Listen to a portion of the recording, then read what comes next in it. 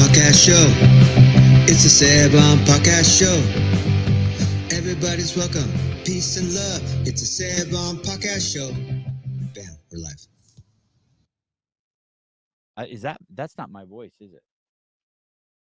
No. Oh. My wife's like, "Is that your voice? Sounds like you." I'm like, "I don't think so." No, it's whoever that guy is. We used a Latin guy to make it to like add to the diversity and acceptance of the show. Oh, that makes sense. You know what I mean? Like it's a subtle nuance to attract my listeners of Maybe Latin. they need to put a little like guitar and like a tambourine or something into that, you know? Latin descent. Oh yeah, like something really high pitched, like the guys who drive by with the Mexicans who drive by and it's like they're all tweeters. Isn't that interesting? What does that mean? You know what tweeters are? Tweeters, like the speakers tweeters. There's woofers and tweeters. Oh, okay. Mexican music's all tweeters. Latin music.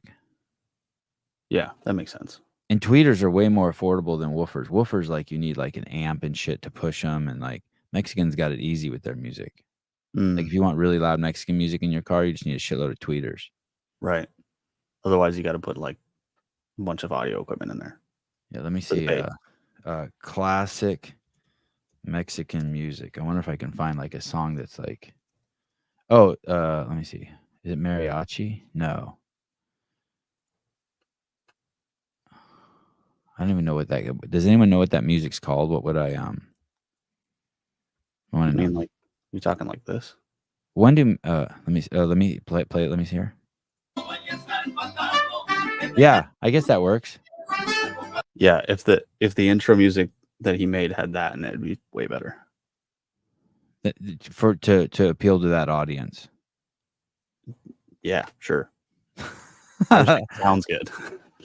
What about La Bamba?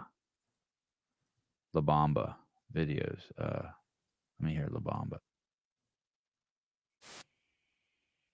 Oh, you're gone. Could you hear that? No. Oh, that's interesting. I can hear it blasting through my headphones, but if I don't hit the share button, it like cut out your audio and then didn't hear anything.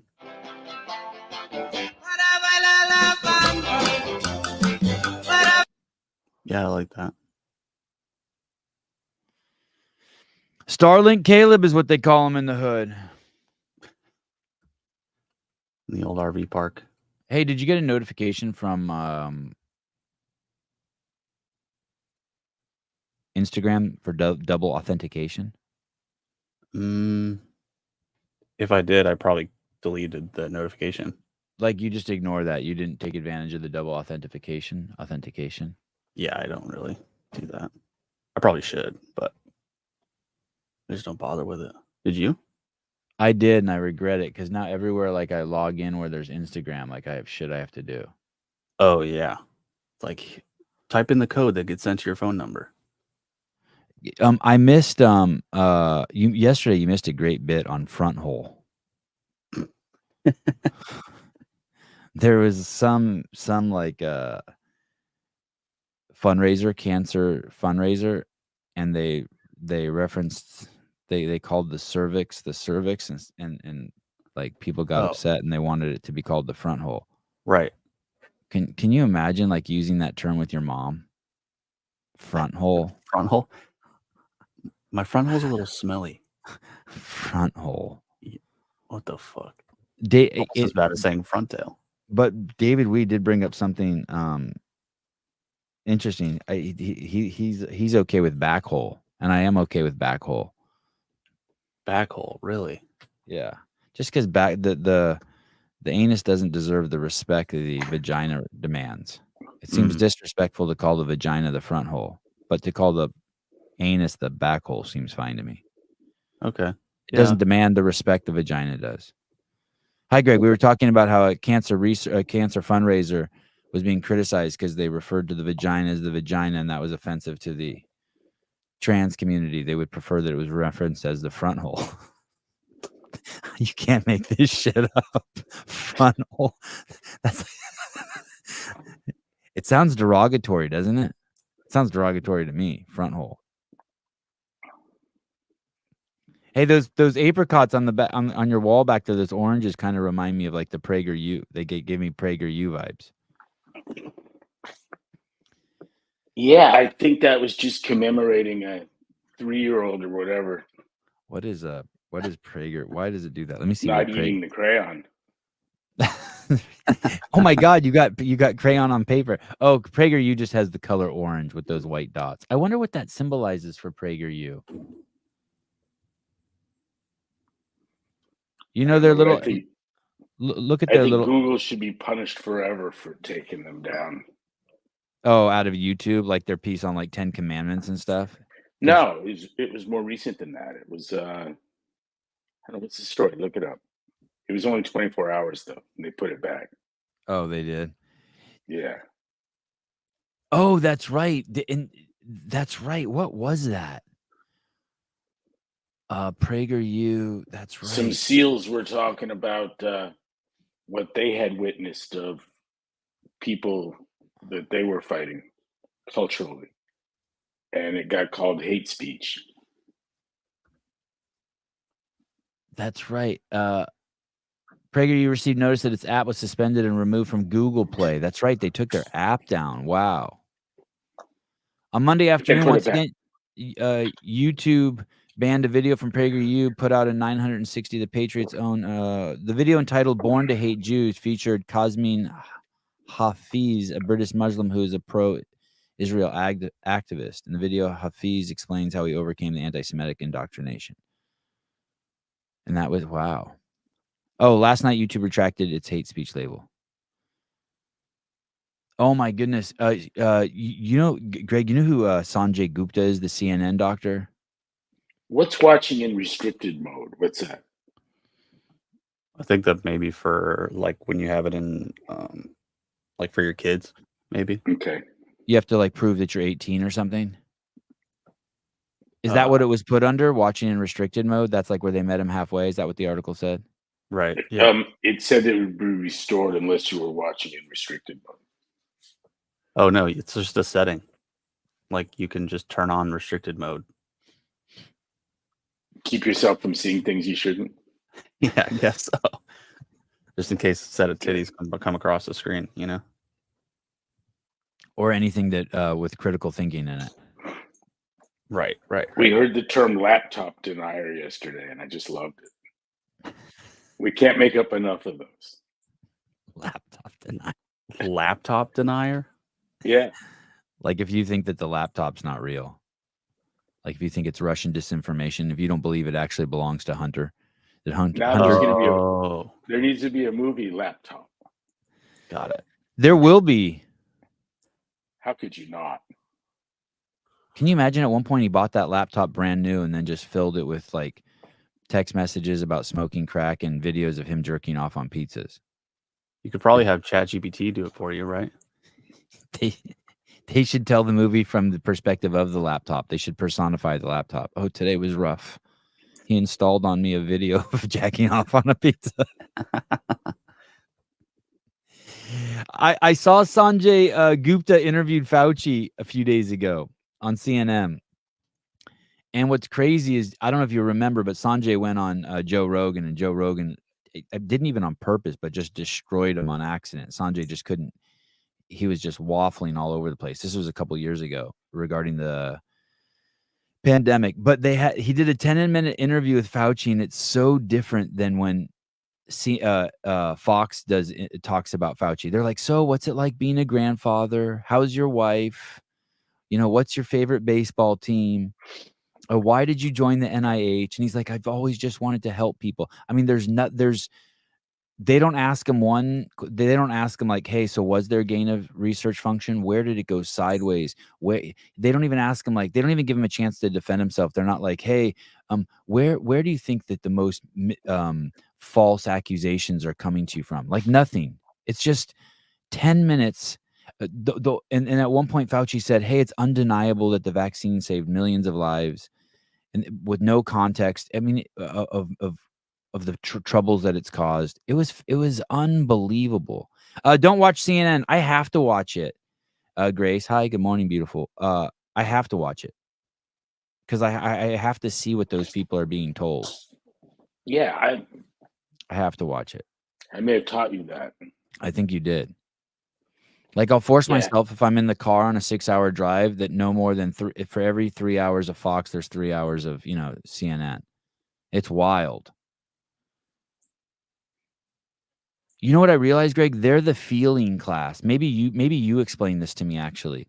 As long as they feel good, that's all that matters. So even if they're doing racism or bigotry or hatred or supporting the killing of someone, as long as they feel good about it, that's enough for them. They don't need to. There doesn't need to be any critical thinking. It's bizarre. Yeah, it's fashion. It's fashion. Wow. Okay. Yeah, people will adopt an ideology because they think it looks good on them. Because it's trending. The new Gucci bag. I mean, you remember what was it? The pink ribbon on Seinfeld? Is that? Oh, yeah, that's a great clip. The AIDS ribbon and what's his name won't wear it, and the mob chases him. Yeah, they're gonna kill him because he won't join the fashion. He just doesn't want to wear it, and that's not good enough. I thought we were going to get to that with those fucking yellow Lance Armstrong bracelets. Oh yeah, they were only $1. It was so easy, so accessible. Like if you didn't wear them, like it was gonna be frowned upon. Dude, the number of people wearing them in the gym every day, there was another person that's got one of those fucking things on. Probably more people not wearing them than wearing them than not. What year was that? What year was the Lance Armstrong bracelet? I don't know, but when the thing with him and the drugs was amazing. 2004. Here's what's crazy. So you buy that yellow thing to support cancer. Okay, let's say that's a noble cause, and let's just assume that they were actually working on cancer research, right, to help people, the cure for cancer. Let's just assume that without pushing back on that. And then everyone's wearing them and they're supporting them. And then you find out that he cheated in the Tour de France, and then all of a sudden everyone stops wearing them. Like all of a sudden cancer is punished because he used drugs. Cancer research is punished because he used drugs in a.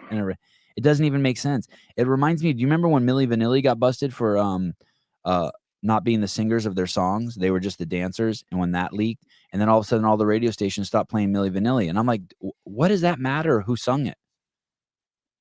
It was still a great song. Do you remember their song? It was still a fun song. Like, who cares who sung it? I never understood. There's a huge disconnect for me there. And I guess that's the fashion piece. People. Yeah, I don't know. It's like Vanilla Ice. I don't like my menu on an iPad in a fucking restaurant. Me neither. I have a bad attitude about the place starting right now. Like if they have a QR code and you have to scan it, that kind of thing. Oh, that's worse. That's even worse. No, really? I just don't like an iPad sitting on a table instead of a printed menu. Okay. It's me. It's weird, but I don't like it. I was watching these people order at McDonald's off the kiosk, and I don't do that. And I was thinking, and then I asked someone, would you eat here if there were no people? I mean, a lot of people, I just won't eat that shit, but I know Sevi and I will. And if it came out of it, if you put quarters in a machine and a quarter pound of cheese came out, would you like it still? And for me, it's a no, but I'm not sure why.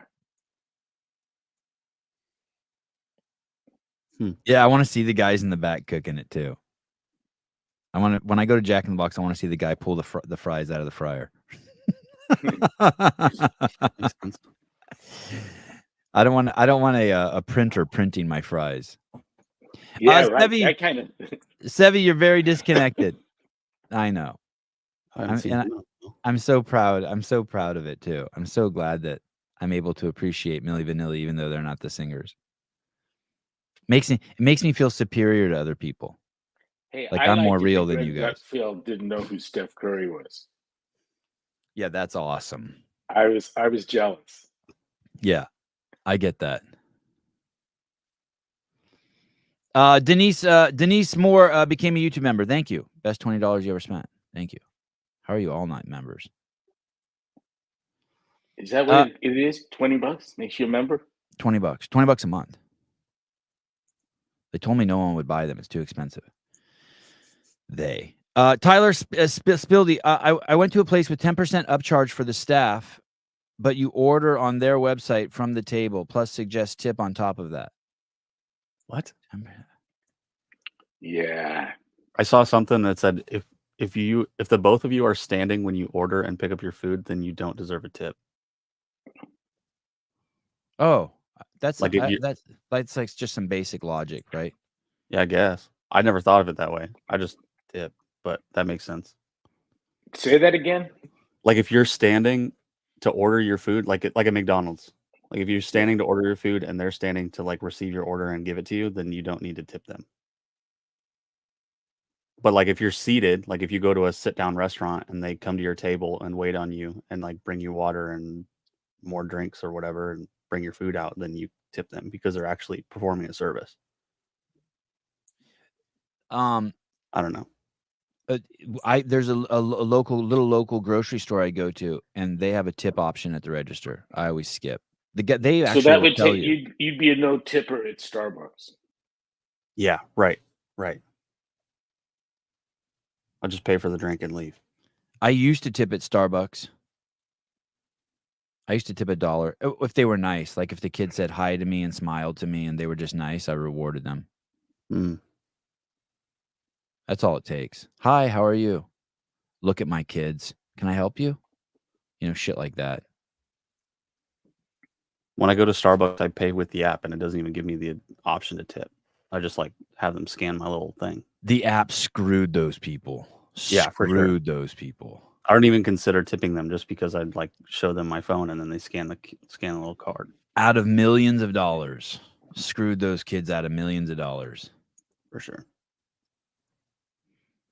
Hey, Greg, weren't you telling me yesterday at dinner that they're proposing, Trump's proposing no taxes on tips?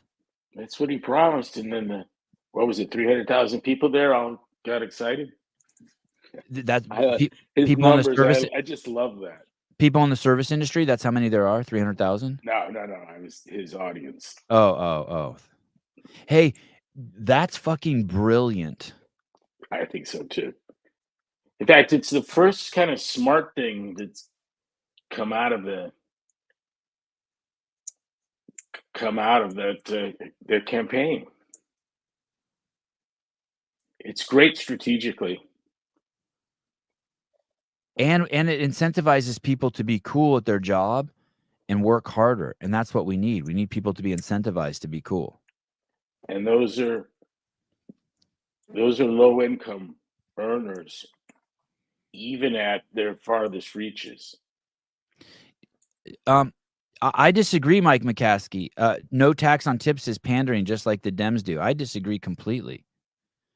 And whether it's pandering or not, I think it's a huge, valuable contribution to civilization, humanity at the front of what was the gentleman's name? What was it? Mike McCaskey. Mike, here's the thing. The money that's taken, all taxes, it's taken from people. They're the ones that own the money. And in an effort to help the lower classes, and I'm going to tell you, everyone that's getting tips for a living is low income. And I would just compare that to, say, what someone makes in tips compared to the highest end of nursing pay, or dentistry, or accounting, or pick any damn field, anything that people do. And so it's a low income position. And if we really want to help people, what we're supposed to give it, Mike, you'd have the government take it from them and then give it back to them in the form of some program that returned a fraction of what it takes, because you have to employ an army of people to administer it. That's what's going on. And so if you ask me, if I support a tax cut for before you get to what the fuck it's for, I'm for it. I want the government to have less money for everything. Right, me too.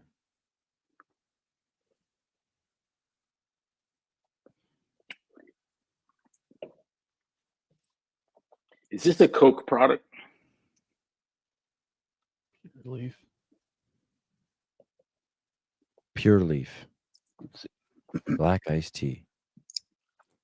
It's Pepsi. You ever drink green tea, Greg? No, I don't really like it.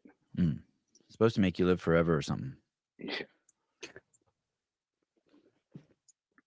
PepsiCo and Unilever better, yeah. joint venture, Pepsi's Lipton Tea, owns Pure Leaf iced tea. Pure Leaf is brewed in liquid. Hey, I was talking to this guy the other day. He owns a soft drink company, and he told me that for every if you want to be stocked on the shelves at Safeway, there's 1,000 stores, and you have to pay $200 a store just to be stocked on their shelves. So the upfront before they even start buying any products from you is you have to pay them $200,000. So everything you see on the shelves at Safeway, those people paid to be there, and that's why it's so hard being a startup in any of those spaces. And that's why all those people end up taking private equity money and venture capitalist money, because they don't have the money to get on the shelves. And then once you get on the shelves, you'll have a minimum requirement of like 1 million bottles to print, right? So then you got to make 1 million cans to get on all those shelves that you paid $200,000 for. There's a well-known grocery chain of which we became friendly with the creator, and people in that set communicated to us the large number of staff in the back of the store that were opening up giant containers of things like apricots, peanuts, whatever, but that were delivered from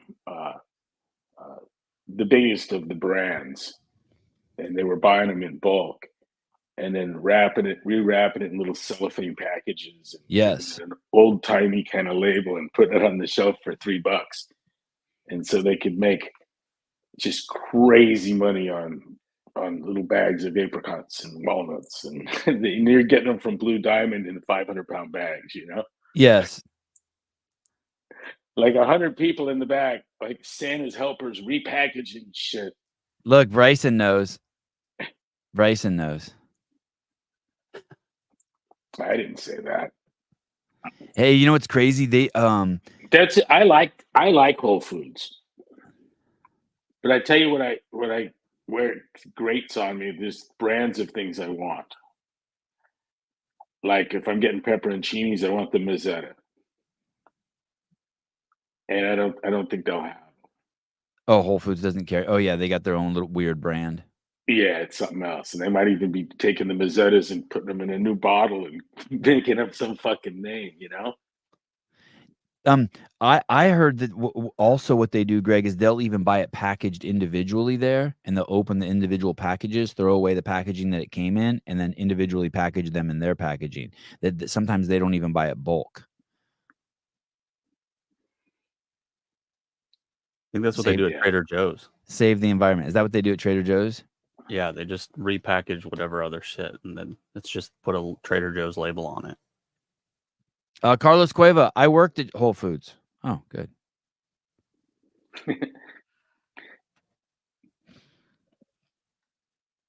Hey, Greg, I was telling a story to someone the other day, and I can't remember exactly the details, but just prior to the sale, wasn't there a plan that was pretty significantly in motion to open up CrossFit two gyms, one in Atlanta and one in Los Angeles? We were playing. I had done all the pro formas and had the cash, and so I mean, we were doing it. The accounting department had actually figured out the rent of the place, what it would cost to staff it, the equipment. The plan was in place, right? I designed the gym. I picked some trainers I had in mind. I knew what they would cost because I was paying them, And you had already talked to at least one of the trainers. I think I was in the meeting for the gym in Yeah, Atlanta. several. There was some affiliates. What was interesting is the affiliates were fairly chilly to the idea of HQ building a mega gym and making it free. But And I even knew my angle of approach. You know, I mean, we were going to go hit up like a black minister with congregation in an underserved neighborhood of 2,000 or 3,000 people. A guy like that's doing diabetes funerals one a week. You know, and tell him it's so free. that's what I told the person. I said, I'm pretty sure the locations were going to be near the largest black church in Atlanta and the largest black church in LA. And it had nothing to do with the fact that they were black. It was just because you knew because you're racist that the black church had a lot of type 2 diabetes, and you wanted proof of concept that easy proof of concept that CrossFit would cure type 2 diabetes. And you knew that community had it. Is that accurate? If there were ever a hope that the notion of carb restriction and functional movement would be the antidote to type 2 diabetes, obesity, and the attendant illnesses, I think that's how it would happen. And then didn't you point to those two models directly that you had to Rosa and be like, hey, by the way, we were just about to activate on these. Here's the plans. Like, he knew, right? He was acutely aware. The fine-tooth comb with which they went through everything was thousands of hours of diligence. I don't think there was anything that wasn't abundantly clear. And I don't have specific remembrance of that, but it would seem like it. It's one of those great ironies. It was an important project to me. It was enough that I was going to take my buddy Charles and pull him from the training department and stick him in a gym somewhere, you know? Yeah. And I was ready to go talk to some ministers. I had a nice list of potential candidates, underserved areas, and talk to the good people at the church. Daniel Garrity, Sevi repackages everything he learns from Greg and calls it a podcast. Wow. Hey, someone sent me a Reddit thread on that.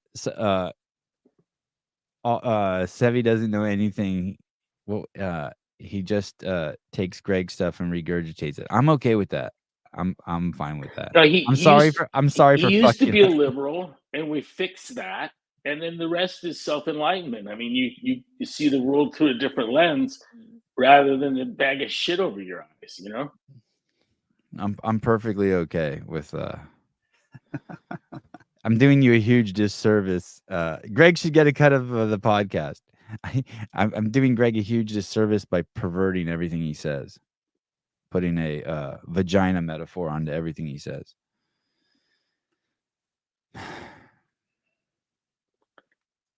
You remember Anyway, you remember my cosmology?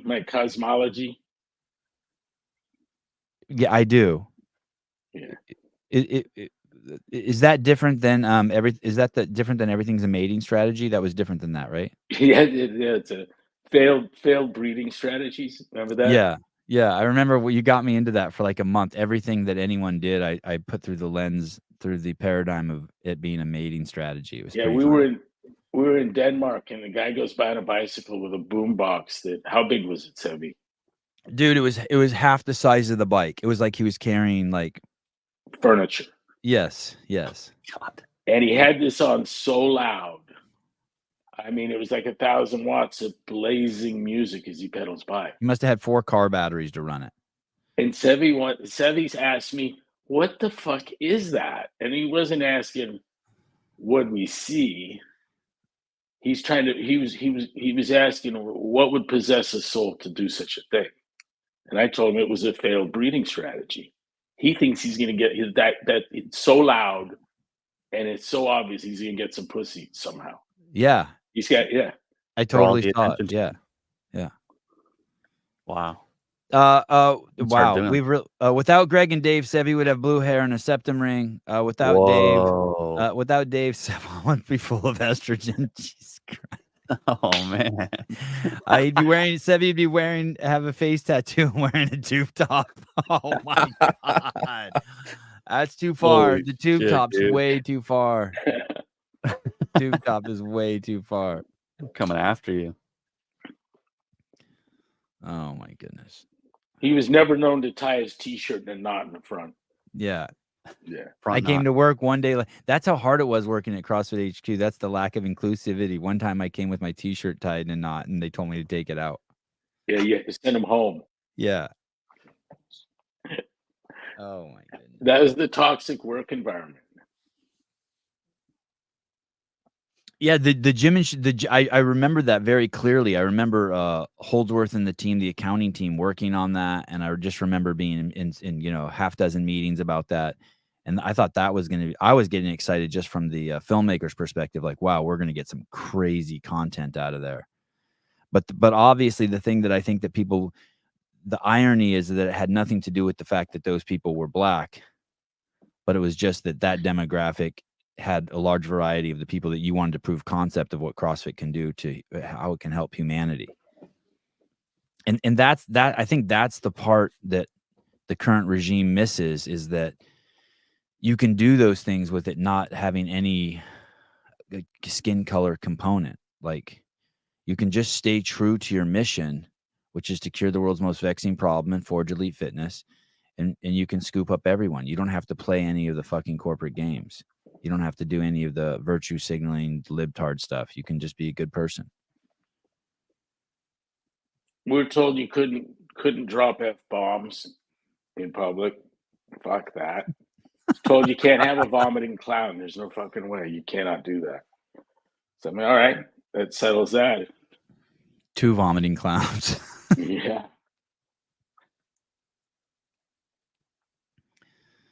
Sevy, who texted you yesterday about buying CrossFit? I can't tell you that. Ever since that last 3 people have texted me, and since that last show we did, Greg, and asked me what the price is for CrossFit. I said, how would I know? Yeah, I have no information. Yeah, I have no idea. But I know it's not for sale and I also know it's for sale from listening to Don's response. It's like for sale, but it's not for sale. I mean, it's not for sale, but it's for sale. Basically, he said it's not for sale, but that's what private equity does. They buy stuff and sell it.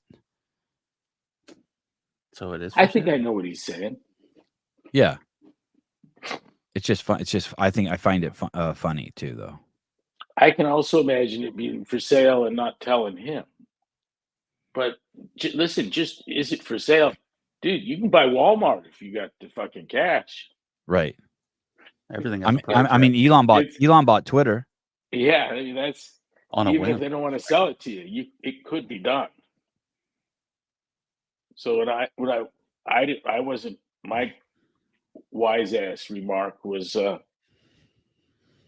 reflecting on what it would be worth to me and what I think's probably going on.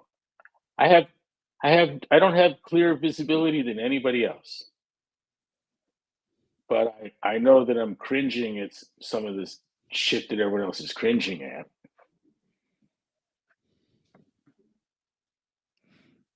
Oh, wow. Olivia, everything is for sale. I am for sale. That's right. Hey, did you see in the diversity, equity, and inclusiveness drive is in the end adopting a racist view of the workplace,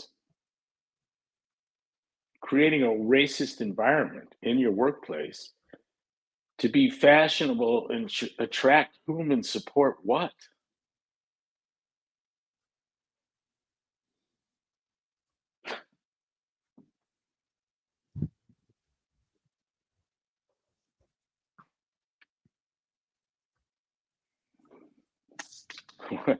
What's the answer?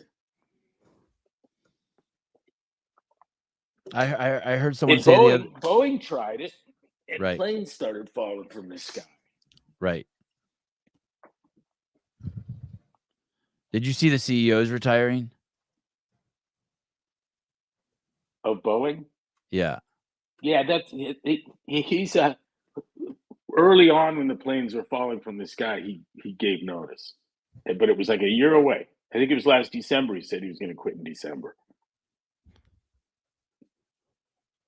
Oh, good find, Caleb. Oh, let's hear. This was kind of funny. God, I like Holly. Yeah, I like the way he's Get He's paid. great. Senator, that's well disclosed in our proxy documents in each of the years that I've been employed. Yeah, but what is it? It's a big number, sir. Well, let me help you out. It's 32.8 million this year. Does that sound right? Yes, it does. That's a 45% increase over last year. Does that sound right? Yes, it does. What is it you get paid to do exactly? I get paid to run the Boeing company. Yeah. So just help me understand that. I mean, do Can you you get pause paid this for a for second? transparent? I don't have a problem with the dude making $30 million a year. no. You think you give a guy a 45% raise? Look what's happened is planes are falling from the sky, but the price of the stock went through the roof. Is that really what happened? Yes, it is what happened. That's the Boeing story, dude. The fucking CEO wrote a tell-all book. I forget where he came from. Where was it? General Electric or something. But he came there saying that he was going to cut senior people. He had a gripe against the high-earning long timers who had no concern for the stock price and only cared about performance and safety were the only things they measured. And he called them something like really intelligent assholes. And he got rid of a bunch of really intelligent assholes. And this included senior engineers. He left the engineering unit behind and moved the company to the Sears Towers and then to Arlington, Virginia to get closer to DC. And they started building, they moved manufacturing to, I think, South Carolina, and made the whole thing really diverse, inclusive, and equitable. And the stock price tripled, but the planes are falling out of the air. Oh, you're going to love this. You ready? He comes from Blackstone Group as a senior managing director and head of private equity portfolio operations. Perfect. And that's exactly what they do. They gut companies. He was chairman. Wow.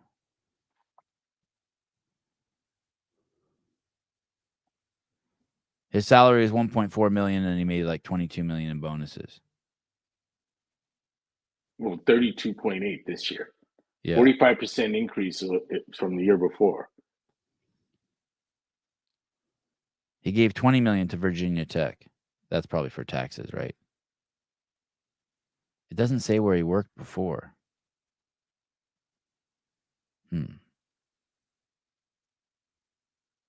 Yeah, throw his name into Wikipedia. I did. I couldn't see that I can't see where he went after Blackstone. Vice chairman of GE. Oh yeah, wow. He worked at GE Yeah. for 26 years, overseeing transportation, aircraft That's what I engines, thought. reinsurance, lighting, and other GE units before being appointed vice chairman and member of GE's board of directors in 2005. Wow, so he was successful at a really early age. Okay, let me see some more of that. I don't have a problem with how much money he makes. I mean, fuck, he's running. I do. You do? He's running running the largest fucking plane manufacturing company in the world. He has very likely destroyed it. Okay, well, And in that I regard, have a problem for getting raises for destroying a company. okay, I'm okay. I with mean, that. word on the street is that in the industry that you don't recover from two mega disasters like this that are engineering problems. You just don't recover from it. Tank Reeves, you guys actually trust Wikipedia? No, just joking. We know he worked at McDonald's at the front desk. You fucking moron. Dude, he's Okay. he's Go on ahead. one today. Fuck. Yeah. Hey, dude, put the bong down and stop smoking the meth. Go ahead. See, is that one of the metrics for your income? I think the board counts on me for transparency. Really? Because you're under investigation for falsifying 787 inspection records. The Boeing's under criminal investigation for the Alaska Airlines flight. You were investigated by DOJ for criminal conspiracy to defraud the FAA. This is all in your tenure. This doesn't sound like a lot of transparency to me. What about safety? Is that a component of your salary? It sure is, Senator. You know, have you seen the reports that the subcontractor that you used to make that door piece that fell out of the sky, that when the FAA went and toured the facility, they found one door seal being lubricated with Dawn liquid dish soap and cleaned with a wet cheesecloth, and another was being checked with a hotel room key card. Does that sound like safety to you? Senator, I think our relationship with that particular supplier has been well documented, reviewed by the FAA and most certainly us. And I'm very intent on acquiring that company so that none of that ever happens. You know, the Wait, can you FAA pause also that? said, Hey, that's kind of unfair, right? That's okay to use Dawn to check the seal, right? Isn't that you like spray? Isn't that like a standard? You put soap in a bottle, in a spray bottle, and you spray it, and if it blows bubbles, it's leaking. Isn't that like a standard? Yes, you do that for like gas lines and stuff too. It But it just is a little- it just sounds funny, right? Right, the wet cheesecloth. The know. hotel room key. Yeah, Holly's I'm gonna guess. savage, dude. I'm gonna guess that that it caught the attention of FAA regulators because there's an assumption of you testing this in a pressure chamber that's where any leak can be measured with an enormous amount of precision. And Okay. it's not like putting your bicycle inner tube in the sink. right, yeah. That's where you do it. You're right. It's that's where I've seen it before. But bicycle Yeah, I'm inner tubes. guessing- like the I'm bike shop guessing has that bottle. I'm of guessing soap. that the standards for aircraft assembly and manufacturing looks very different than that. I would Okay. hope I mean, I so. would expect those pieces to see, every one of them to get X-ray diffraction and right? No, Yeah, Yeah, I guess you're right. God, You're I right. hope I couldn't remember where I saw it, but that's where I've seen it at the bike shop. The guy will have Yeah. the tube with soap what I and did. water. Yeah, and spray, Yeah. spray it on there. Okay, maybe I've seen you do it. Okay, okay, let's go. Dude, on. I remember that all the years that we were talking yesterday about the time you spent walking your bike as a kid for the Yeah. hills. Yeah. And I don't know, Caleb, if you ever had the experience of living on a hill where you could jump on a bike and be at the thrifty drugstore in 5 minutes, but it's a 25-minute ride home. right. And we did a lot of walking, and it wasn't until you got older that you rode a bike. But I remember patching inner tubes. I used to sit around at night and listen to music and hang out with friends and drink beer and repair sew up tires. You know, bike tires, sew ups. Familiar with Yeah. any of that shit? No, I'm Right. familiar with putting a patch on with that little patch kit where you rough it up and you put the goo on there in the it's patch. the tire that sits on the rim like a tube. And Oh, the pressure right. keeps it on, and it's stitched shut. And so when you get a flat, you've got to get through the stitching, repair the tube, and then sew the tire back up without puncturing the tube. Complete pain in the ass. I've never You don't seen remember that. that? No, I don't remember that.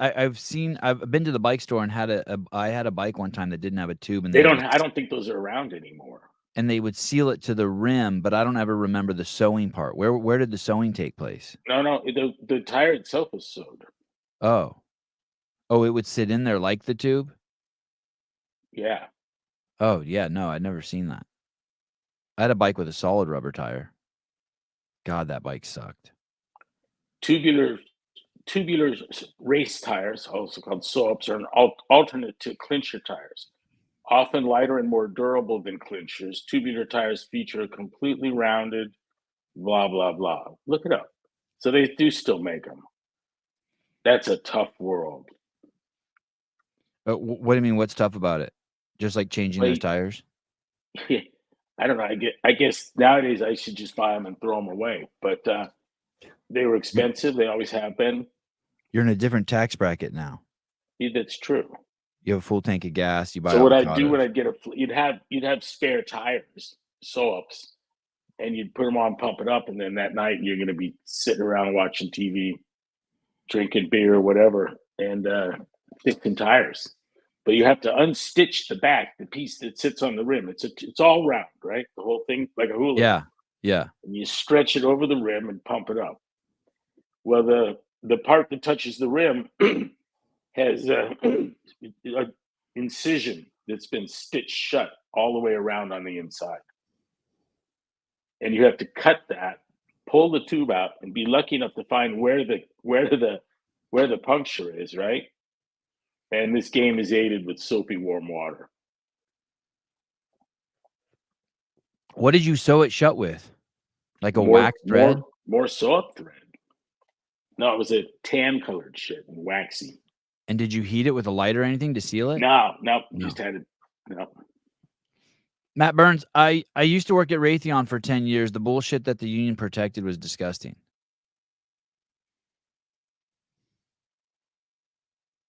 Yeah, I'm not generally a union guy. And the Boeing dude certainly broke the back of the union and got all new assembly people. And I guess had just the right amount of people of color and the right sex. And sexual preference. I probably checked all the boxes, do it right. It's the Blackstone guy, right? Not anymore. They fell down on the protected class ladder.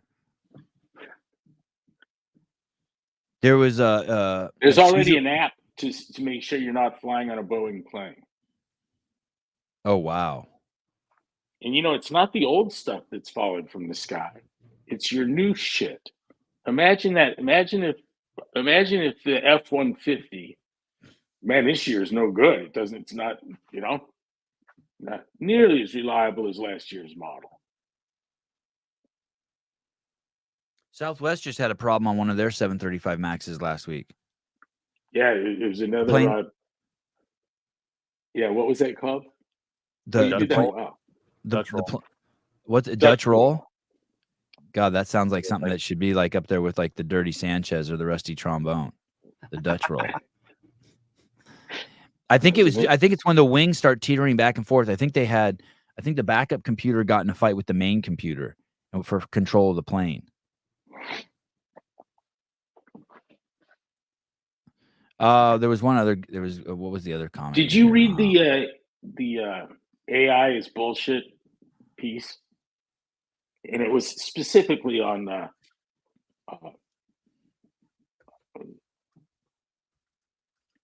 GPT chat was the ethics and information technology. The large language models. Yeah. It's a good piece to start discussion. Recently, there's been considerable interest in large language model machine learning systems which produce human-like text and dialogue. Applications of these systems have been plagued with persistent inaccuracies in their output. They're often called AI hallucinations. Wow. We argue that these falsehoods and the overall activity of large language models is better understood as bullshit in the sense explored by Frankfurt on Bullshit, Princeton 2005. Wow, it really says that, huh? The models are in an important way indifferent to the truth or their outputs. We further argue that the describing AI misrepresentations as bullshit is both a more useful and more accurate way of predicting and discussing the behavior of these systems. This is the one you were telling me where it's like 35% of the information you get from AI is just false. Well, yeah, but it was said to me by a lawyer friend who said that they were paying for what is it, Westmark law for an AI version to assist research. And he said that the product ships with a 35% error rate. And he found it appalling that he thinks it's going to destroy the firm.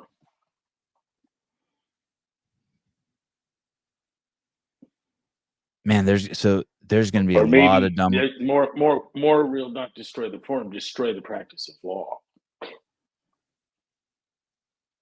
They're going to The forget how to practice law.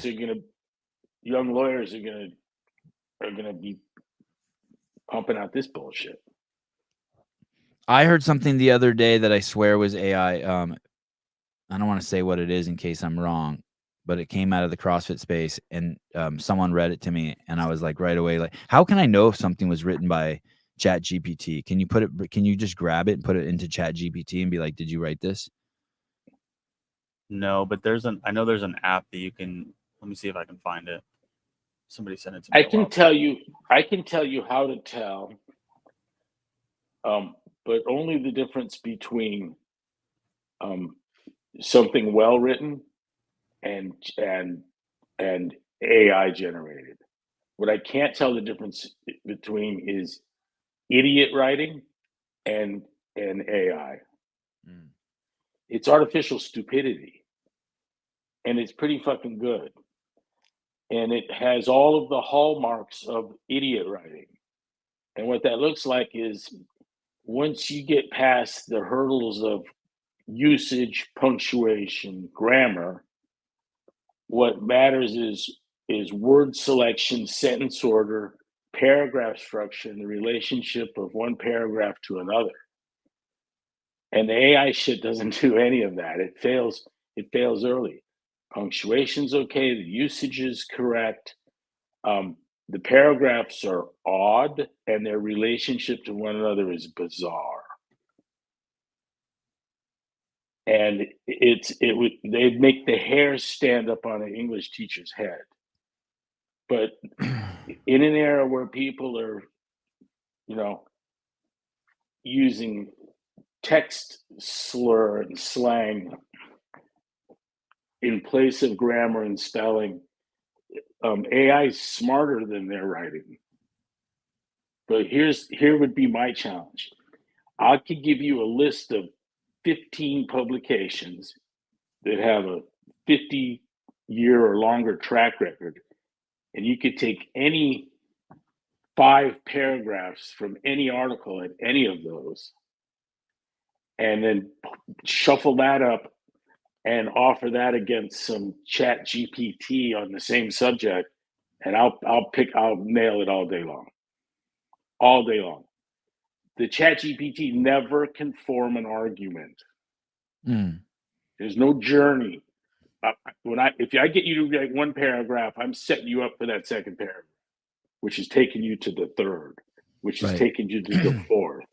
And they all have structure, quality, form, and function to do that. On top of this, all of the writing, if like I'm telling you, I named the National Review. This stuff, there's a keen awareness of rhetorical flourish. There's just some beautiful constructions. ChatGPT doesn't do that. It does. It looks like idiot writing. It looks like some half-witted chick from the New York Times, 24-year-old with a degree in journalism. It kind of writes like that. Told you I read that thing the other day about some new alloy, and there was no mention of the of what the metals were. I didn't no element listed. Like, geez, leave me alone. Gene, I had AI take a call at work, and it was wild, so real and close to human conversation. Wow. Yeah, I could do that. I could. This article that Do you notice girls yang? Have you been paying attention to that? Only because you told me. It's getting worse and worse. Yeah, no. Yeah. It's like a comma, a pause, a period. The chat. Go ahead. You could ask me if I want to go to lunch, and I'd say, "Yeah, no, I can't." Like, whoa, yeah, no. This article, they've defined bullshit. Bullshit, an utterance produced where a speaker has indifference towards the truth of the utterance. Wow, that just described Gavin Newsom. Hard bullshit produced with the intention to mislead the audience about utter's agenda. That's Joe Biden. Soft bullshit, bullshit produced without the intention to mislead the hearer regarding the utterer's agenda. And their claim is that That's is Chat that, GPT. yeah, it's soft bullshit, but it might be made hard. I can think of ways to make it hard.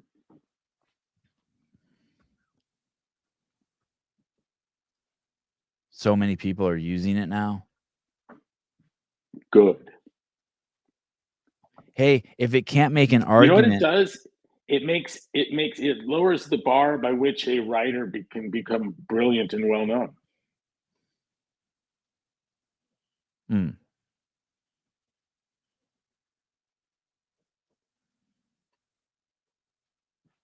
if lawyers are using it and it can't make an argument, the whole law process is going to become a joke. These things that make stupid people stupider don't make the smart people any less smart. Right.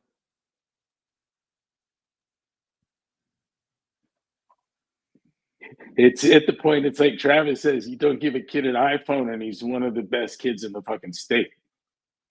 That's the kind of thing. I apologize. We're having phone issues. Caller, hi.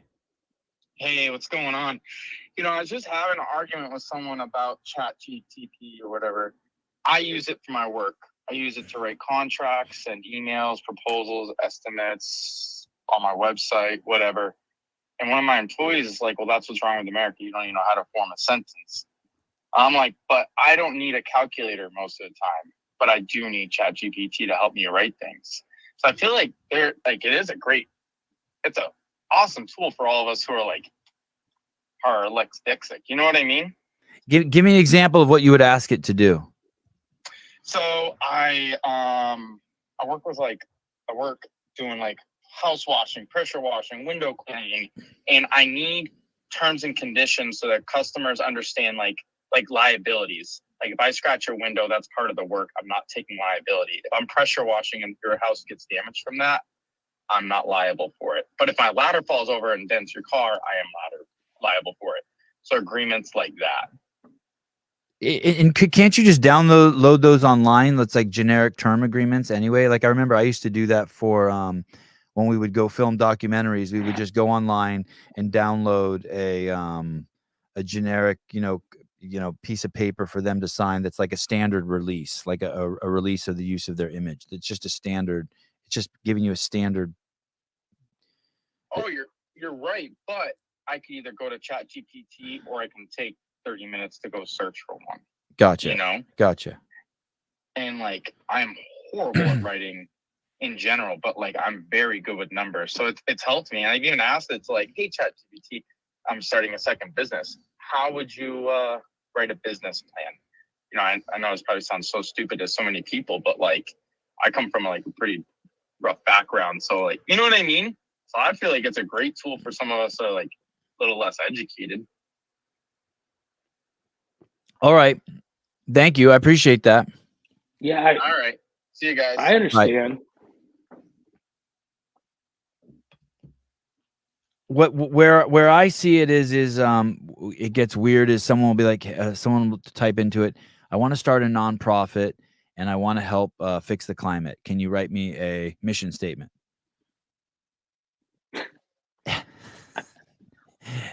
And I feel like that's how it's being used every time when I see it. I feel like it's around those. But I felt like I saw that stuff even before. Said the whole world, electronics went huge digital. Everything digital, chips, digital. Mm-hmm. And I met a kid hang gliding who was an analog engineer. And he made stuff on circuit boards. And when my dad caught wind of that, he's what? And I said, yeah, he's old school. He does everything analog. And he made a hang gliding piece of electronic equipment called a variometer. And his variometer was in pretty widespread use. What And is that? What is a variometer? What was it? What did it do? It measures your rate of rise and fall.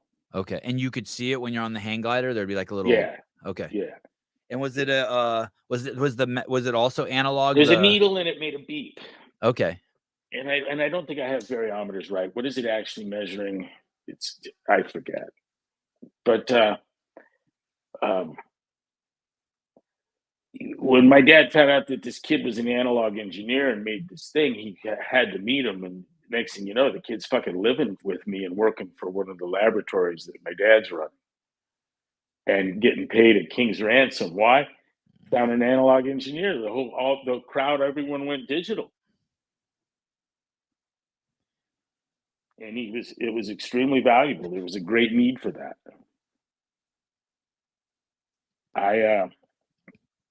Not saying that that's what this is like, but when with fewer writers and fewer readers, those who can read and write have more power. But before there was AI writing stuff, all of the black square posts look like AI. All DEI policy, like someone sent me the DEI policy of Rain energy drink, it all looks like AI.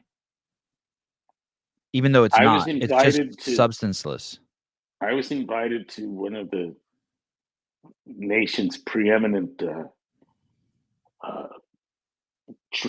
soldier training facilities, and I found out a guy was invited there by brass that the boys had no interest in, but senior management, senior officers had asked this guy to talk, and I was like, you know better than to have me out. You don't want to invite me there while he's there, because I'm going to say something. And they're like, dude, that's why we're inviting you. So I'm, oh, fuck. So I was brought in like a hitman, right?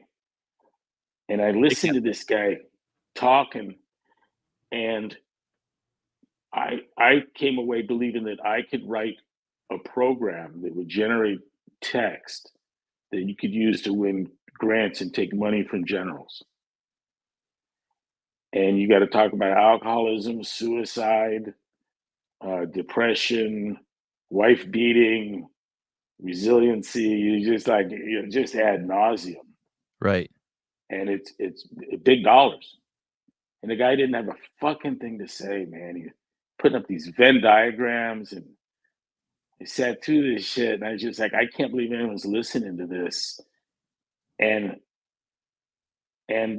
people started getting up and leaving the room, and pretty soon there was just me and the people I was with and a camera on a tripod recording it. And the last soldier out the room kicked the leg accidentally, I guess, of the tripod. So, and I'd pay money to have that thing, but he's putting up this Venn diagram very much in the spirit of Kamala Harris and talking about the spiritual you, the physical you, and the emotional you, and then someone asked, well, what's that intersection in the center? He said, what do you mean? What intersection? He goes, well, you got these three things there, and what? Huh? Oh no! Wow. Oh no! What are you talking about? What are you talking about? Intersection? That doesn't even sound believable, Greg. Yeah, right. And I never did say anything because nothing needed to be said. And the guy was so fucking nice. So he was a really kind person defrauding the fucking government, offering bullshit. He probably believes his own bullshit, though. No? Yes. It's a funny thing. You can pay someone to believe something. Hey, you'll think people are your friends while you're paying them. Right. And they thought it was friendship. Right.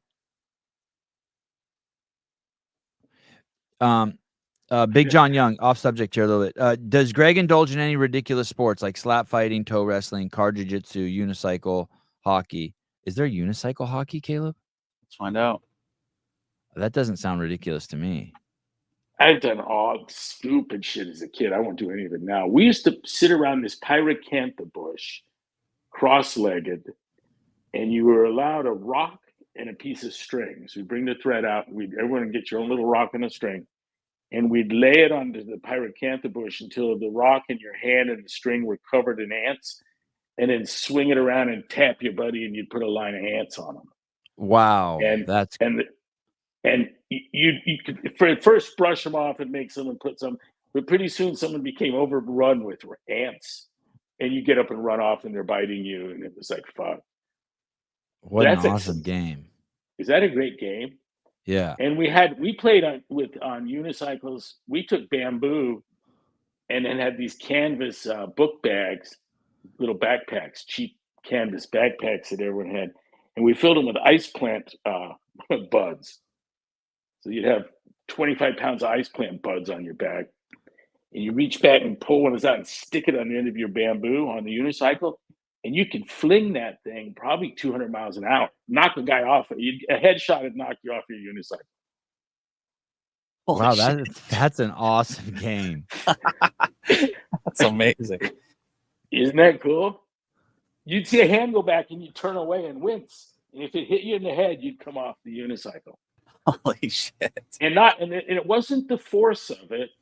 It was neurologically, you'd have a little brain freeze that would knock you right off the bike. Yeah, Rain has a commitment to equality. It says, to our valued customers, like many of you who are deeply saddened by the pain and division occurring across this great country, Rain Energy Drink stands against injustice and police brutality. Oh, fuck you. I know, but also against hatred, but also also against hatred and discrimination of any kind. They don't, I've never seen anyone stand up for hatred and discrimination against cops. Never, not once. I was going to say, well, me. Yeah, there it is. The issue of race and the experience of too many people of color cannot be ignored. And the events of this, yeah, it just goes on and on of just bullshit and divisiveness.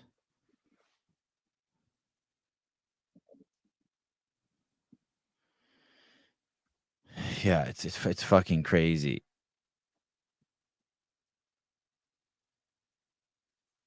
We support peaceful protest, but do not condone any forms of violence nor the destruction of property. Oh, please, fuck you. What do they make? They make energy drinks like Monster, and they're Red Bull, low rent Red Bull, low budget Red Bull. Is it popular? The cans are pretty. It looks the cans familiar. are pretty. All the CrossFit Games athletes have sold out to these guys. Okay. They pretend to drink it. It's the new Monster. Yeah, Monster's out. God, they're wasting so much money on these athletes. No one's drinking shit. No one's drinking shit that they drink. Oh, Sean M. It's really popular. I've never seen anyone drink one in person. Really? No. Have you? I used to drink them.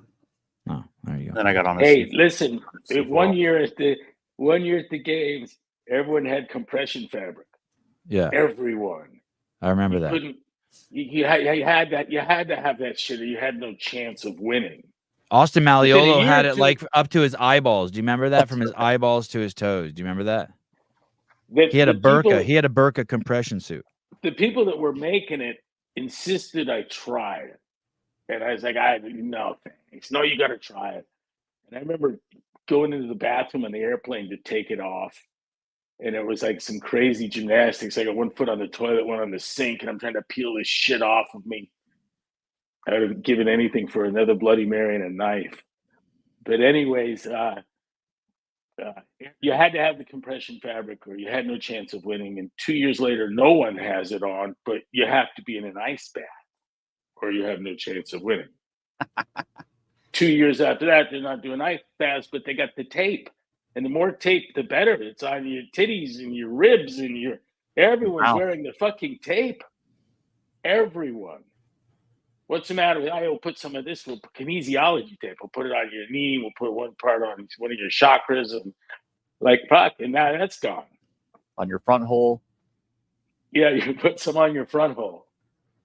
Patrick Lang sold out. You're against these guys trying to make a living. That's just a retard connection, by the way. So that's strike one against you for being a retard. I'm not. I don't know how you jumped to me being against these guys making a living. So fuck you for that, moron. Not selling out. You would do the same. No, actually, fucktard, I would not. Fucktard, I absolutely would not. Patrick Lang, don't you remember when California Hormones was selling TRT on here? I said I would never do that.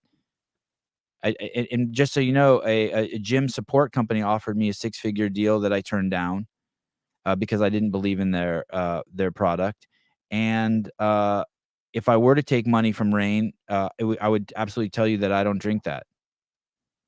There's a difference between taking money from them and wanting them to make a living and lying to people about what you're drinking. I was recently just talking to one of the most popular athletes in the CrossFit space, and they were telling me that they were offered a fat contract from a shoe company, but they're not going to take it because they don't like the shoe. They can't, and it's like, so how about you fucking smoke pole? And I'm totally for people making money. I love that the fact that guy at Boeing made $32 million. Dave Castro was bummed out when Tiger Woods showed up at to shoot with the SEALs and didn't come in a Buick. Oh, because Tiger was pushing Buicks. Yeah. I mean, I would drive a fucking Subaru with a rainbow flag on it if they gave it to me for free. But I would tell you that I think pride's deeply connected to pedophilia in the same show. They're not gonna. Sorry, just not gonna do it. And I'm totally for people making a shitload of money. If you want to line up a bunch of rain cans and shoot at them and be like, "This is the best can ever to shoot because it's tall and easy to see from 500 yards," I love it. Let's do it.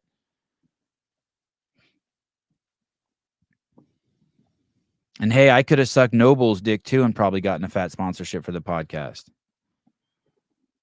And then just live and look at all the rest of your life and never done anything else. Thank you, Caleb. Yes.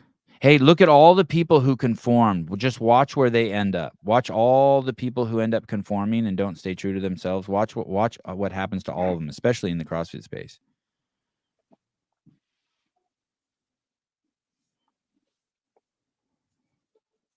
I've been drinking Fit Aid like crazy. I begged for a Fit Aid sponsor my first 6 months. Someone go, did you get one, Sebby?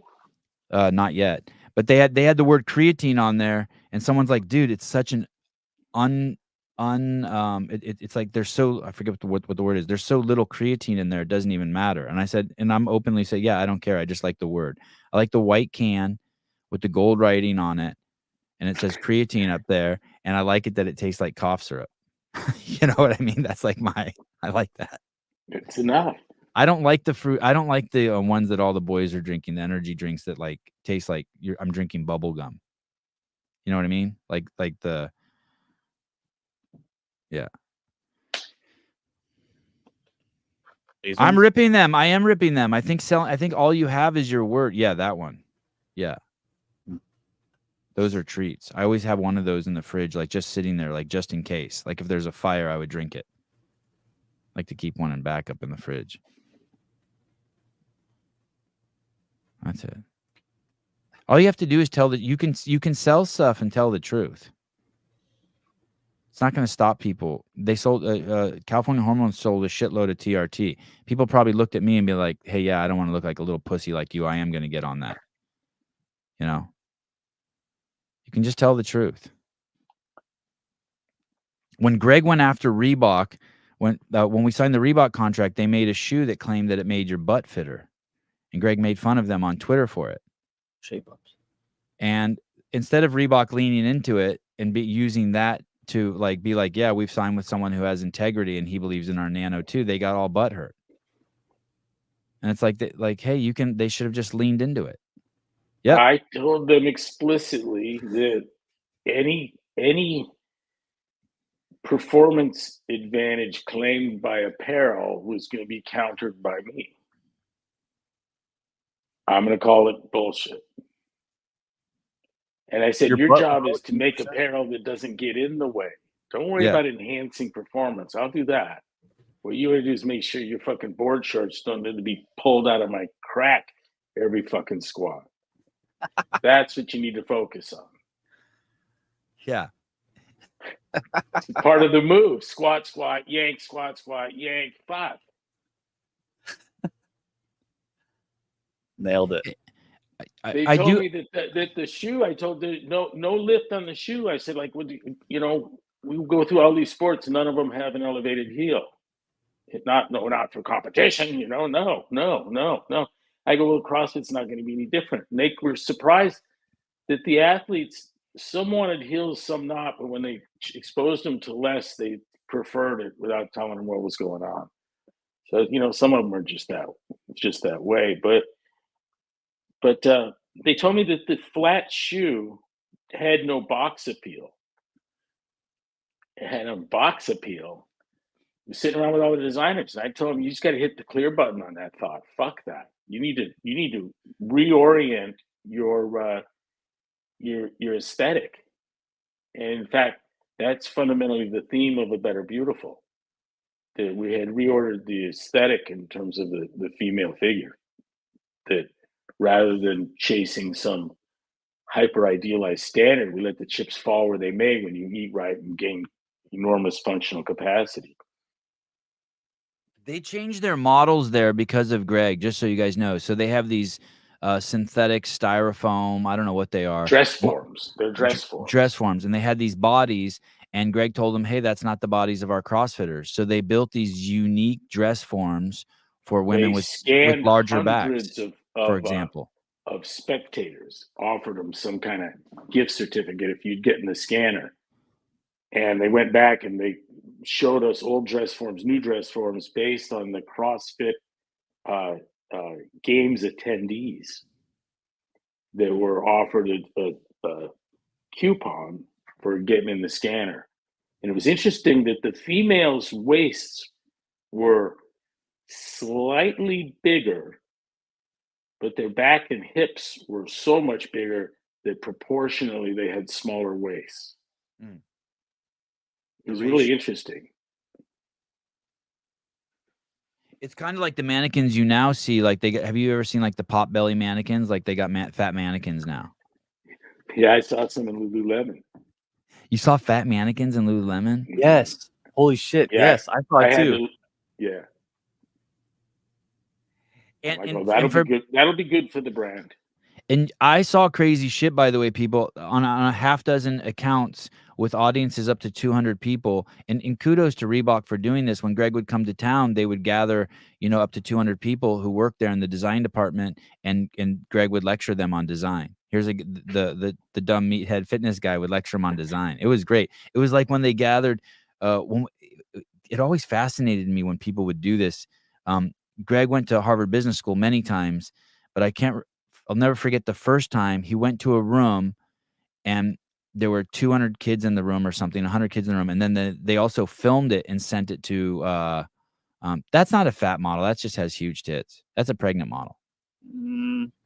But do you remember, you went in there and you defined business for Harvard Business School to 1,000 kids sitting in 6 different classrooms. And I was like, holy shit. And when I say kids, these weren't kids. These were people getting their MBAs who had already been CEOs of companies and very successful business people. That was wild. Here's Greg Glassman. He's going to define here at Harvard Business School. And then you start with, I'm going to tell you guys what business is. They'd probably never heard a definition, right? They'd probably never even gotten a definition ever. No, they it was interesting. Smart bunch of kids though. Yeah. I mean, you could measure the impact and that they were exposed to some material and voted, and then after hearing me, they'd vote again. And I had my way with the audience, and that was neat to hear. Right. Neat to see. And their backgrounds were amazing. I mean, you could just sit there. They had their names on name tags, and they sat at the same seat every time they went in. And there's an embossed nameplate. It's not even a handwritten thing.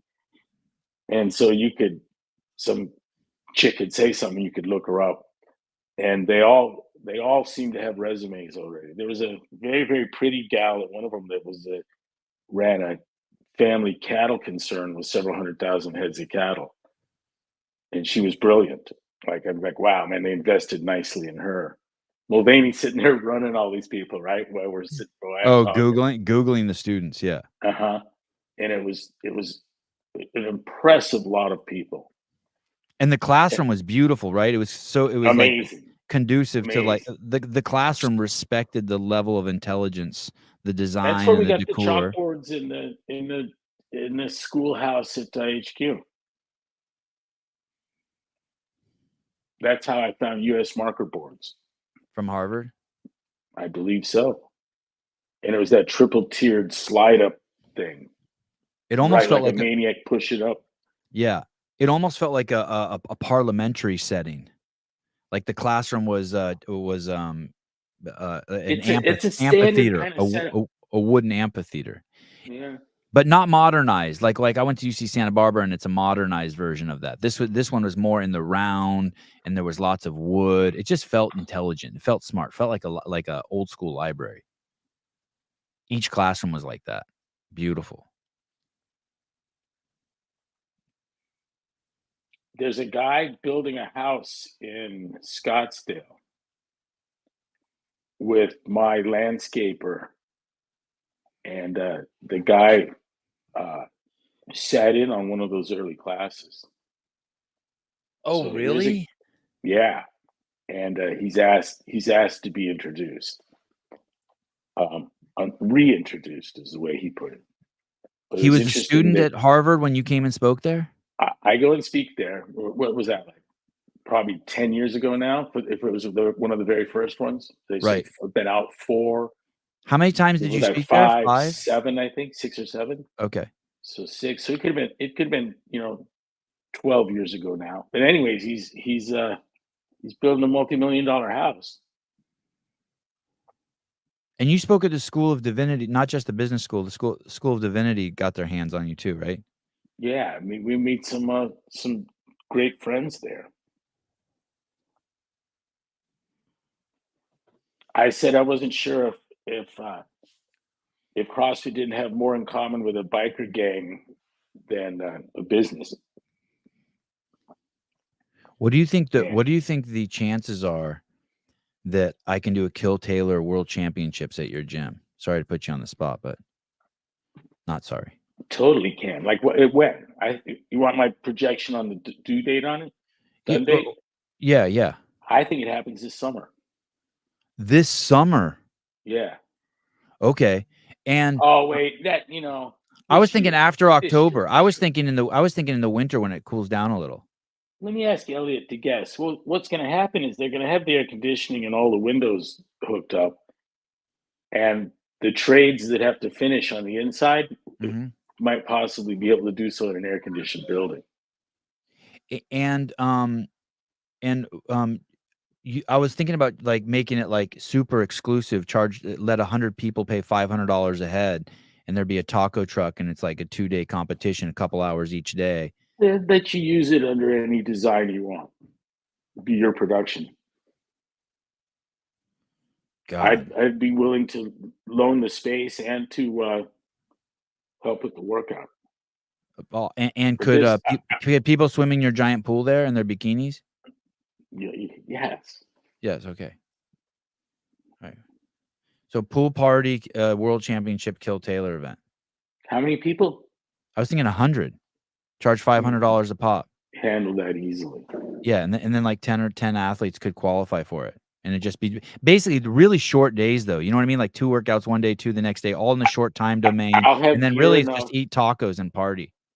10 for 10 athletes, I could have each on their own set of rings, their own wall ball target, their own section of pull-up bar, their own weight stack, dumbbell supply. And it would only be 5 and 5, 5 girls and 5 boys at a time. Yeah, it could swallow that easily. And then and then just give a huge prize purse. Give all the athletes a couple $1,000 for showing up. But just hey, you know what's debauchery. Interesting, Sebi? Yeah. The AV guys hit us up and said that for that the system that they would use for music they wouldn't recommend that for voice amplification on a live event. They would or would not? Would not. Okay. They said that works out best done portably and at Okay. ground level. Okay. And that's exactly what we're doing. Yeah. That's exactly. I mean, we knew that. We figured Yeah. out, but there's no way to match that quality on a ceiling broadcast, Right. which makes sense to me. That you don't want to fill the space with the speaker's voice. Did you think that was perfect last time? Yeah. Well, The you're. acoustics? It was, yeah, because we kept it so low that you couldn't tell it was amplified, but that the people in the back could hear. It was awesome. It was perfect. Yeah. I thought it was brilliant. And there were over 100 people in there, right? About 100? That's always a problem. And Shannon Medeiros will make margaritas. She'll be our bartender. There we go. She did that at Days, right? Yeah, I drank 2 of them. I can't even remember I fucking went to La La Land. Can I please work at the new gym? Of course, Heidi. And There thanks again. God, I'm so excited. I think we just had our biggest Kill Taylor show ever. I'm so excited about it. And Tyson came on the last one.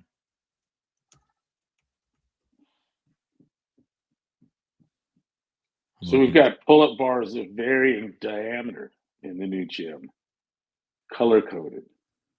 Oh, that's cool. Really? By thickness of bar, yeah, and some rotating bars, whichever. Rotating bars. Yeah. Dang. We had. So and said that makes it almost fucking impossible to do pull-ups. Yeah, that's right. That's the point. You had right? that, and that's you had that at the Santa Cruz gym. Yeah.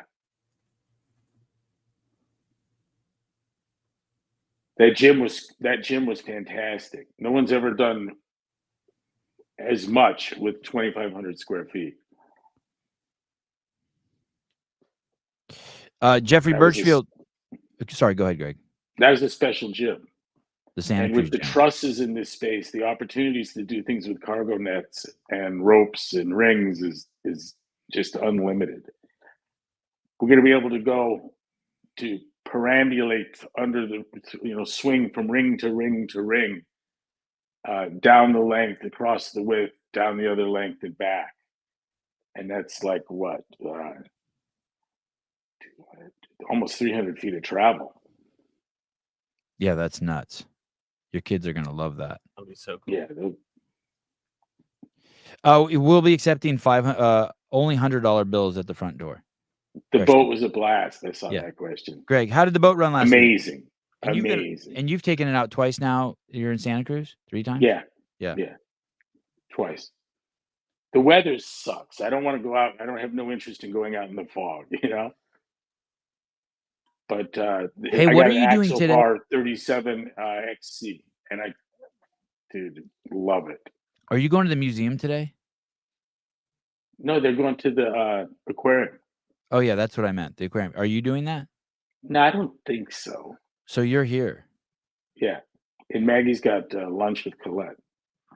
Because I don't think I do anything until what's today? Wednesday? Yeah. I don't do anything till 3. If you want to have 11 o'clock Absolutely. lunch, I'd love to do that. Yep. Let's invite Dave. Let's do that. Yeah. I miss him. Yeah. I'll text him now. All right. Well, great show. Thank you. No, thank you. Caleb, how are things? Good. I'm living in an RV right now. It's cool. Oh, yeah. Tell Greg your situation. This is good, Greg. Yeah. So I'm attending a school in Florida, like in the Panhandle. And For firefighting? For the military. Okay. Yeah. And he was in the military. He got out, but for some reason he keeps going back. This is his second time he's left his house. So I don't know what he's doing, but he's doing something for 9 months in Florida.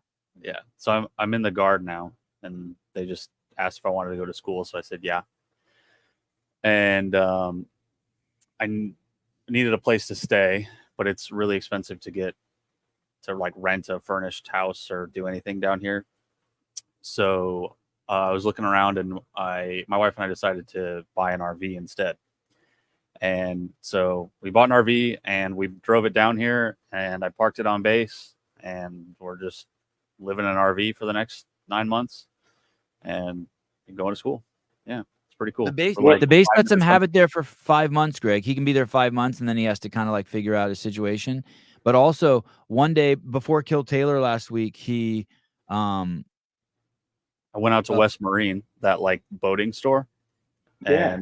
and I found that they sell Starlink just in retail stores. They're having a sale on it. Yeah, they are. Exactly. It was like $100 Yeah. off. So I went Yeah. and went to West Marine, and I picked up Starlink, and now I have it hooked up to the RV. It's like running through one of the skylights in the RV, just sitting on the roof. And yeah, it's perfect. it looks We got that and bike racks for the boat and all the fishing gear you could ever You got, hope to use. you got Starlink for your boat too? Yes, indeed. Is It it? works pretty good, Is it? huh? I would assume Bruce picked it up, and I'm sure he got it from West Marine. Bruce was their COO. Oh, wow. Is it? Oh. It's waterproof. You can just. It's good. It's rained pretty hard here. And I mean, I've still got good connection. I'm sure it is. Salt proof, whatever. Yeah, I guess that makes sense. Yeah, it has to be outside. Elon's not stupid. Works great.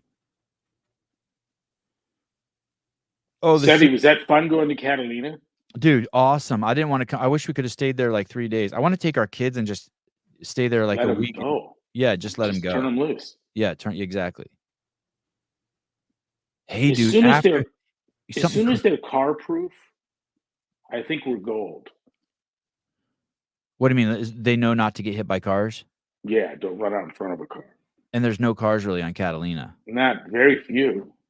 Get hit by a golf cart. Hey, so after you left yesterday, Isla came out, and Isla and Brooke and Michelle told me this crazy story of a guy that's been stalking kids at the point. And yesterday the cops grabbed him, but they couldn't grab him for stalking kids because being a pervert's not illegal. But they got him on some other shit Tax at evasion. the fucking point, dude. The girls, he was watching the girls change into their wetsuits like on 32nd Street. So the girls locked themselves in the car and then ran and got an adult. I don't want to say my thing wrong. It's not Angie's List. What's the fucking? What's the, Yeah. Craigslist? No. Whose Hey, list is it? What's the? What's I'm not the list? suggesting anything, but the guy didn't speak English either. I'm just letting you know. Listen. He was not an American. What's that? What's the place where you look up where the perverts are in your zip code? Megan's. What's Angie's List? Is that for the for people who help you like fix your house? Yeah. Maids and shit, I think. Yeah. Oh, You can't get your list mixed up. It's Megan's. Megan's List. Yeah, look that up for your zip, dude. No, And thank you. You should. Dude, we had one on Gladys Avenue. Megan's List. And Blake goes, "Oh, I know that guy." And I'm like, "Really? Well, look what he's done." Santa Cruz is full of them. Full of them. And these are ones that are good enough to make it on the map. Is it just meganslist.com? Meganslist.com. Or is it Megan's Law? Megan's Law, maybe. Yeah, I was Yeah, asking if I want to buy the website. Megan's Law. Sure. Hey, go to the map. Go to the map. Is there a It's map? place you put in a zip. meganslaw.com. It says use the site with extreme caution. Yes. Yeah, be careful. Oh, okay, I see it. I'm putting in my zip code. All Oh, fields are oh shit, required. my house popped up. Oh, this is pretty cool. It's going through all of it like shows you as it goes through it. National records, identifying offenders, building profile, search complete. Lewd or lascivious acts with a child, sexual battery, possession of controlled or obscene matter, possession of obscene matter of minors, possession of controlled obscene matter. Oh, I am not a robot. Wow, there's 197 in my area. This is getting crazy. I told you. My wife cannot see this. wow. But you can't. I can't I can't see them. Oh, I got what I saw. We just got pictures Yeah, right here. like mugshots and shit, dude. Yeah. There you go. Oh, that guy's at the 7-Eleven. Oh no. Wait, shit. there's a I'm just girl on kidding. the list. Probably a teacher that diddled some 16-year-old boy. Let me show you mine real quick. Look how mine looks. Mine looks like this. Where does she live? Hey, look at Hey, mine. Sonny, we would have surfed that shit as kids, huh? Yeah, over gone there. over to her house and started talking to Yeah, her. trick or treat. Yeah. Hey, why does mine look like this? I don't know. If you're on the list, you can't see the others. they block me. They don't want you communicating with those people. How did you get past that, Caleb? I don't know. It just popped up this way.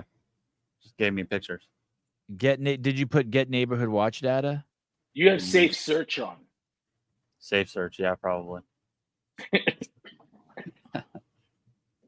Here, I got to go get a beverage. I'll be right there. Okay, can I? Okay. Can I go Oh, away? yeah. Am I I'm- excused? Yeah. Yeah. Wow, this is crazy. These Wow. poor These fucking poor- people. I hope they're really guilty. That would suck if they're not. These poor people. Get to know the faces and descriptions, convictions and offenses. It's like going through something right now. It's like there's like my shit takes forever to load. It's like 60. It tells me the percentage that it's uploading. Mine took a while too. Goob is hunting down sex offenders. Yeah, his whole account turned into like a sex offender Instagram account. Goob is crushing Steffi Cohen. Yeah, he crushed her too. Yeah. That was fun. Create an account to view complete neighborhood watch report. I don't want to put my name in here. Why? What are you doing? Why are you? This is what it wants. Look at this is I Look need to it. tell people. look at. They want me to create an account. What? No, thank you. You're not even on the right site. Oh, I'm not. meganslaw.ca.gov. meganslaw.ca. I would just want to see how close there is one to my house. Okay. I've read did you click I've read everything, the disclaimer? Continue. Yeah. Oh, okay. I got it.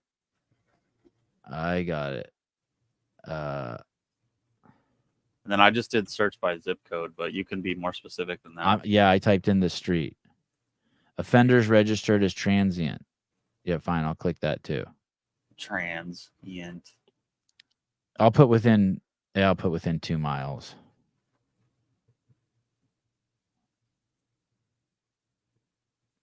Oh, yeah. Wow, there's no one on my whole street. Oh, that's good. Yeah. Let me see if there's one down by the beach. Is this just for California? It's got to be, right? Oh, yeah, there's someone down at the beach. Oh, shit. Great. Wow. I want to see if I recognize anyone in here. It's a small town where I live.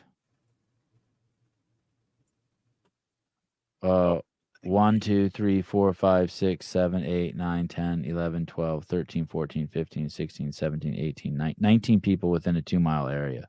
Greg, I think you're muted. The diddle kids. Only one girl. All dudes. Oh shit! There's not a photo available for Mr. Ortiz. There you go, Greg. Well, that's scary. If I were to judge them, If I were to judge them by their skin color and their weight, they're 90% fat white guys. That makes sense. I totally agree. I Yeah. totally agree.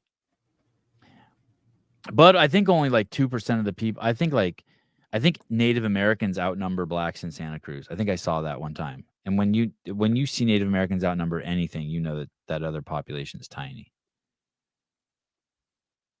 So I got something for you in regards to cats. Oh, I think that life's choice, you either have cats or rats. you mean as pets? Yeah, except that you have cats as pets or rats as vermin. Uh-huh. Oh. You get to pick, and I say that from having done Santa Cruz for extended period of time with and without cats. Right. And wherever the short side of cats are, the rats are worse.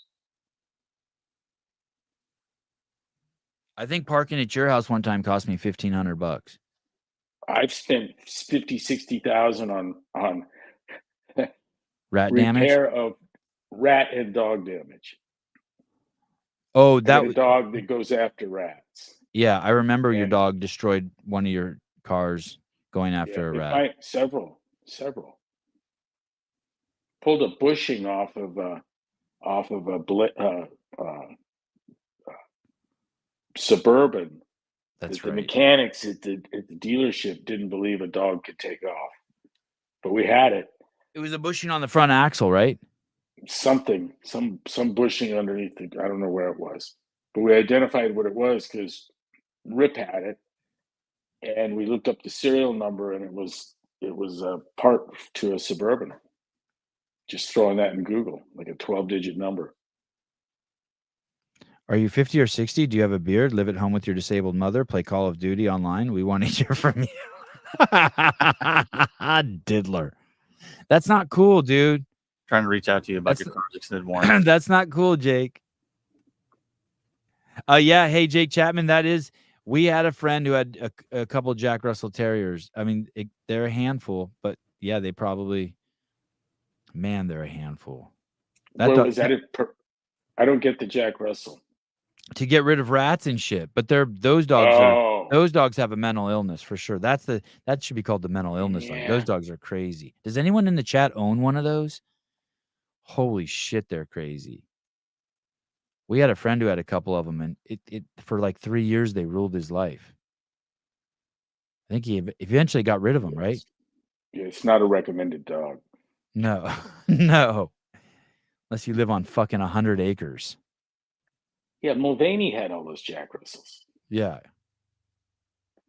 Fuck, they were nuts.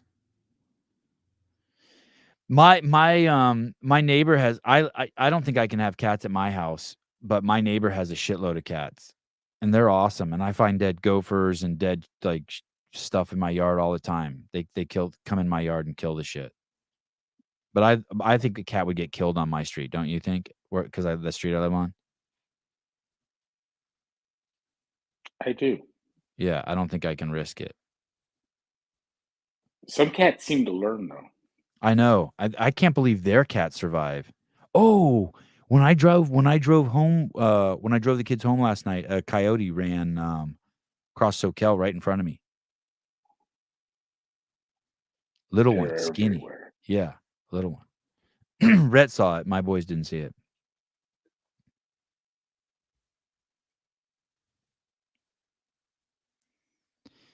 Hey, that house we went to last night, they don't have a well. They're on city water. Yeah, they're on city water, and so that's why the landscaping is the way it is. You know what I mean? Like, Yeah. more sparse, as opposed to like me and you have wells, and it's just fucking like we live in jungles. I have 2 wells. Yeah, come on, don't make me feel bad.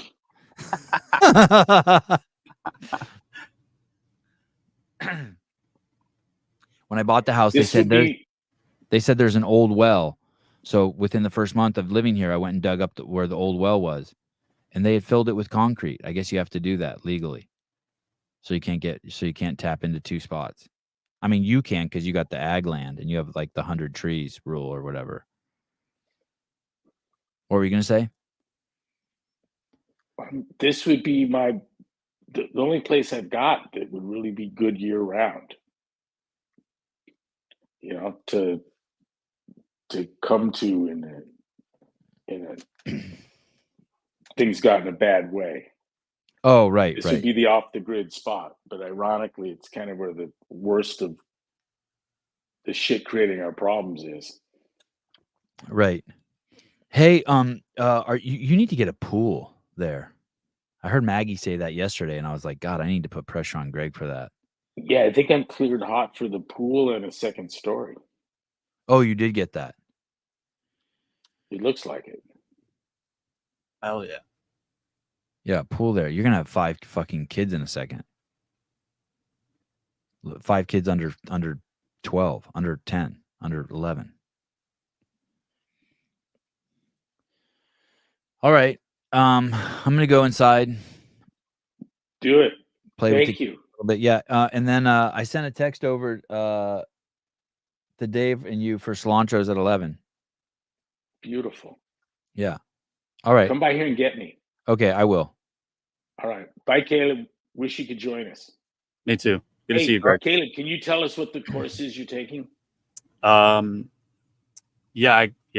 So I'm going to school to be an EOD tech. Oh, bitchin'. Yeah. What's that? Disable bombs? Yeah. Yeah. Are you sitting around with like glasses on and like wire cutters and shit? Yeah. Sure. Yeah. Basically. Pretty much. Caleb, there was a great scene in the old MASH TV series where they've got a bomb that lands in camp, and the guys are defusing it, and one of the doctors is reading the instructions for defusing the bomb, and it's like cut the green wire, and you click, and cut the red wire, snip, cut the yellow wire, snip, but first, you know. Oh, jeez. Like, wait a minute. Yeah. Oh, fucked. Instructions were kind of fucked up. Do you have Kinda a how it suit? is. Do you have a suit, Caleb, that you put on?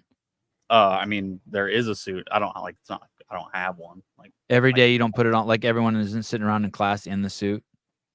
Yeah, no. Oh. It's like a section of the course, basically. Is this ATF taught? No, Or it's Army a taught? Navy. It's a Navy school, so then it's kind of Navy like school? it's a joint school. Yes. So kind of everybody teaches, like Army, Navy, Air Force, and Marine Corps all have instructors here. So, Do you get to make a bomb? I don't know if I get to. Well, I guess technically, yeah, you get to like Thank you. build one and detonate it. Yeah. Yeah, it's cool. Was that We have a Amazon just friend- delivered you an iced tea? Yeah. We know a cop that went to a school where they had shown how you could shoplift all of the ingredients to make meth in a Pepsi bottle. That was a word for our sponsor. In one of these, you can make meth in one of In a these. pure leaf tea bottle. Yeah, all shoplifted shit. Yeah. You can make a lot of stuff with just things from the like Home Depot or grocery store. Hey, didn't do you know have that. any? Do you look around at the people in your class and are suspect of any of them? Like they're like the 9/11 guys. Like you're like, wait a second, this guy shouldn't be here. There's one guy who knows just a little bit too much about like Russian military stuff. Yeah, So yeah. we just been saying that he's a Russian spy this whole time. Wow. Does he have hasn't an really accent? either. So no, he's Okay. very, very American. But you know, his Those background. are the worst ones. I know. I think he was raised here and he's just a sleeper. So Damn. we're worried. All right, Sevi, let's go to cilantros. All right, I'll see you in a little bit. I'll come over in an hour. All right, buddy. Okay. Bye. Bye. See you, Greg. Greg Glassman. Hey, we went to a party last night, me and him. He Yeah? left he left early. Sleepy guy. There's this idea that I've been trying to explain for all 3 years on the podcast, and for some reason people don't get it. And yesterday I saw a perfect example of it. And the notion is that under the guise of trying to be nice and educating people, all you're doing is there's this demand Oh, here, I'll just play you this. I'll play you Okay. this, and then I'll explain to you what I saw. I saw it happen in real time. There's this demand for racism and homophobia and Islamophobia, and there's just a demand. And the people who are demanding that it exist are the people who are supposedly fighting it. But I'll give you an amazing example I witnessed yesterday. Here we go.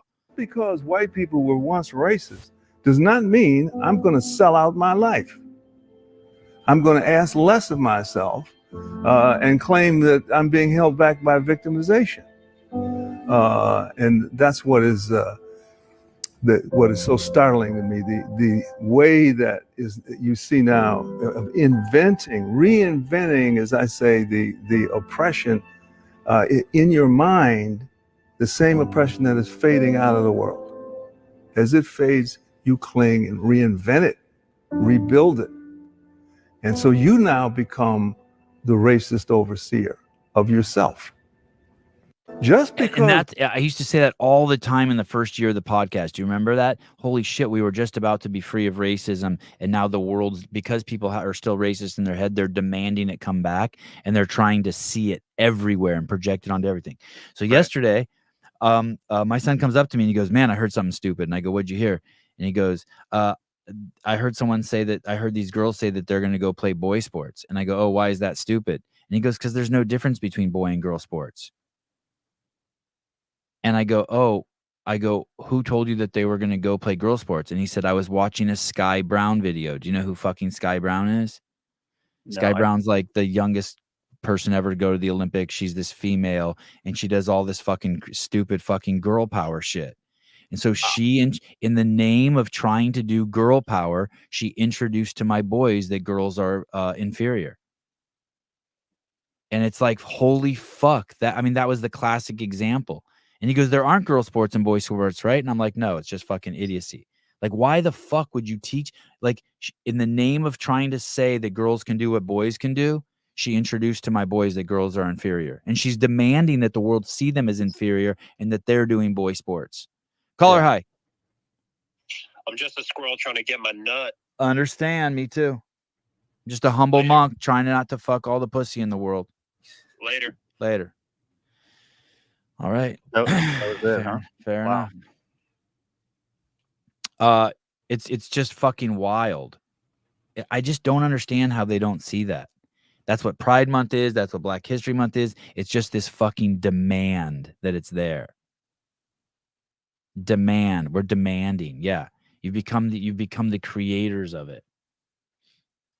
And I get it. I get it. When you're always trapped in your head, it's this notion. It's funny from watching Andrew Hiller's post. I see those of us who understand what Andrew was trying to say. We see you. We understand the mechanism, the flaw that you have in your logic that makes it so you think that you're doing something right. We totally get it. You have a superiority complex. You want to feel sorry for everyone because you're better. We get it.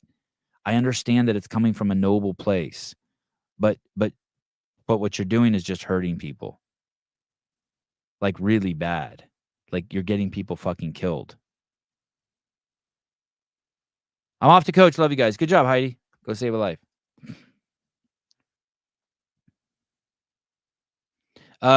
Jake Chapman, question: do we need Kill Taylor every Saturday? Yes, we do.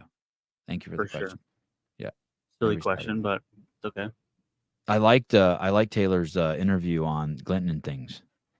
Oh, I haven't watched it yet. Is it good? You liked it? Yeah, I liked it. I'm halfway through it now. I like hearing him talk about Kill Taylor and how much it stresses him out. I love how it stresses him out. It stresses me out. My whole world has changed because of Kill Taylor. Like everything has slowed down because I'm so excited for Saturdays. I haven't been this nervous for every like Saturday mornings. I'm so nervous. It's so awesome. Really? Dude, I'm just like Saturdays are like exciting. They're like because of Kill Taylor, you're excited too? Yeah, it's like one of the few things I'm like yeah, me too. Yeah, I get that. Yeah. So Kenneth the Lab, Glintons are killing it, Sevon. Yeah, I thought they're great. I listened to another one of their podcasts where they had the two chicks on and they reflect on Pride Month. Good. Yeah, it's great. It's awesome. One of the chicks I kind of want to have on the show. I started following her. I forget her name, Chandler or something. It's funny because Sousa said, "Hey, did you listen to that podcast of theirs?" And I said, "Yeah." And he goes, "I know what you were thinking." And I go, "What?" He goes, "You wish they would have done that one on your channel." I was like, "Yeah, totally." Yeah, that's how good it was. Mike McCaskey, Vindicate, there's still a contingent that are trying to morph CF to their liking, making a fitness program about inclusivity rather than personal accountability.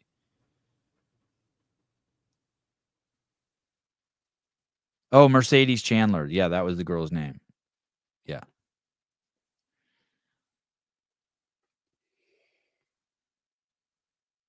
Oh.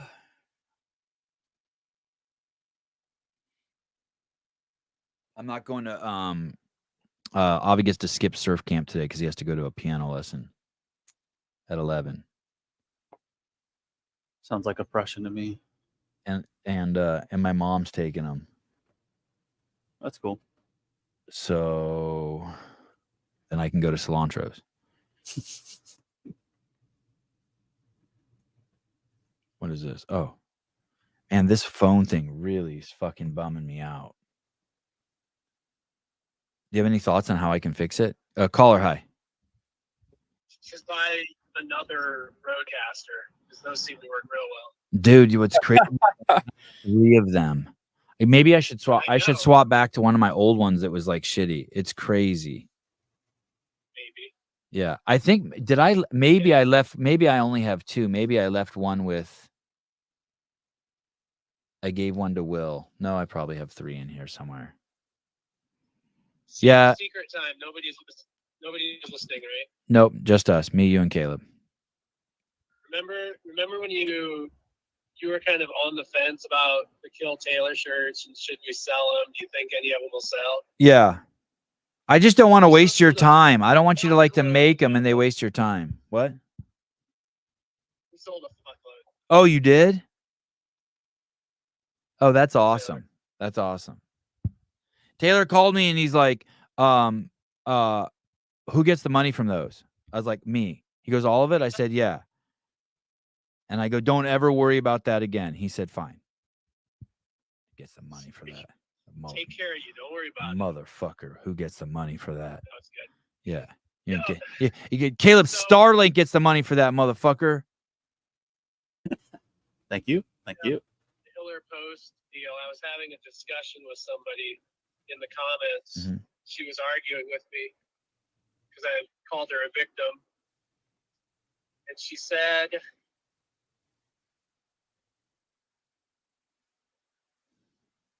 was telling her how, well, what if only white people applied for that job and hired a white person? Was that the company's fault? Because she wasn't replaced with a person of color. And her response was, the company, with the responses they are getting to their post, they should then take a look at what job boards they're posting on and what advertisements they're.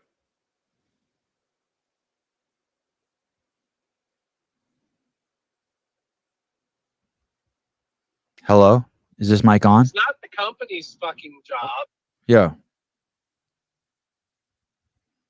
If I want a job at a company, I'm going to go out of my way to apply with that company. Well, when we post jobs for the Sevon podcast, we go to kkk.com and we go straight to their message board. Straight to the source.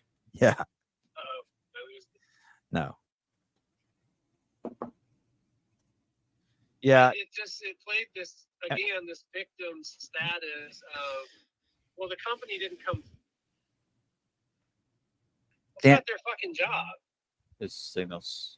Yeah, your signal's pretty bad. Hey, at the end of the day, any place you would want to work is going to be hiring based on merit. And if people regardless of what you're a tranny or a blackie or a brownie or a whitey, you don't want to work anywhere unless it's a strip club where people are hiring you based on DEI.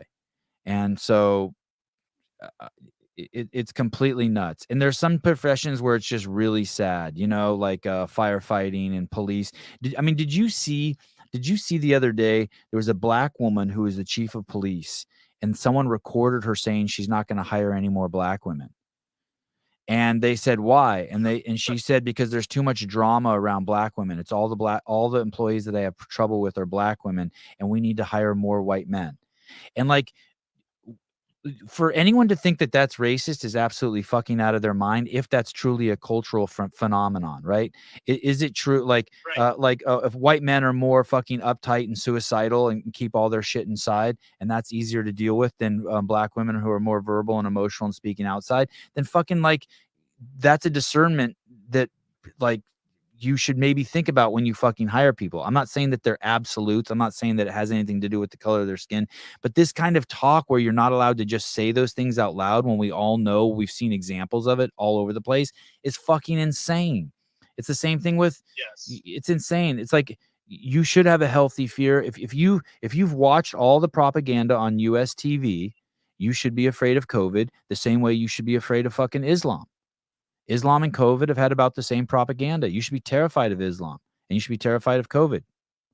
It's what the TV's telling you to do. It's not like it's some sort of thing out there. If you're a fucking healthy biological male who fucking loves pussy, and then you see two guys kissing, it should make you feel fucking weird. There's nothing wrong with that. That doesn't make you fucking homophobic. Yeah. It's fucking nuts what we're trying to box people in. And then in the same circumstance, like if you call someone, if you're walking down the street and you call someone a fucking spick, you should not be surprised when fucking 3 dudes with baseball bats beat your head in. Like, hey, like, you shouldn't have said that. Stereotypes exist for a reason. Yeah. If you don't like it, fucking be the difference and change it. Yeah, that too. Yeah. And also there's some good ones. My dad came here, opened up a Middle Eastern guy, opened up a liquor store, and very successful and living the American dream now. Been retired since he's been 50, planting cherry trees for a living now. Yeah, it's like, fuck, dude. You want to come to this country, you're Vietnamese, open a fucking dry cleaning service and fucking send your kids to college and fucking get rich. Yeah, get rich or die trying. It's okay. You're a washed up filmmaker who doesn't want to, who's too lazy to sit down and do editing. Start a podcast. It's okay. That's the American dream right there. Yeah. All right. I've been trying to get off the show for a bit, so have a good one. All right. Thank you. Bye. I guess, Travis, I guess I should just switch out Roadcasters. Go to an old one. Oh, yeah, maybe. This one I think has all my cool like audio shit on it. Oh, fuck. Yeah, it does, huh? Like, wrong. Hello. Oh, wait.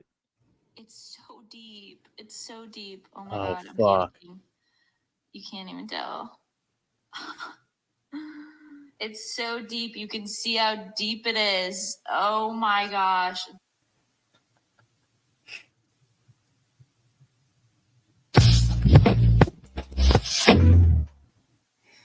Wow, 2 Roadcasters at once. That was good.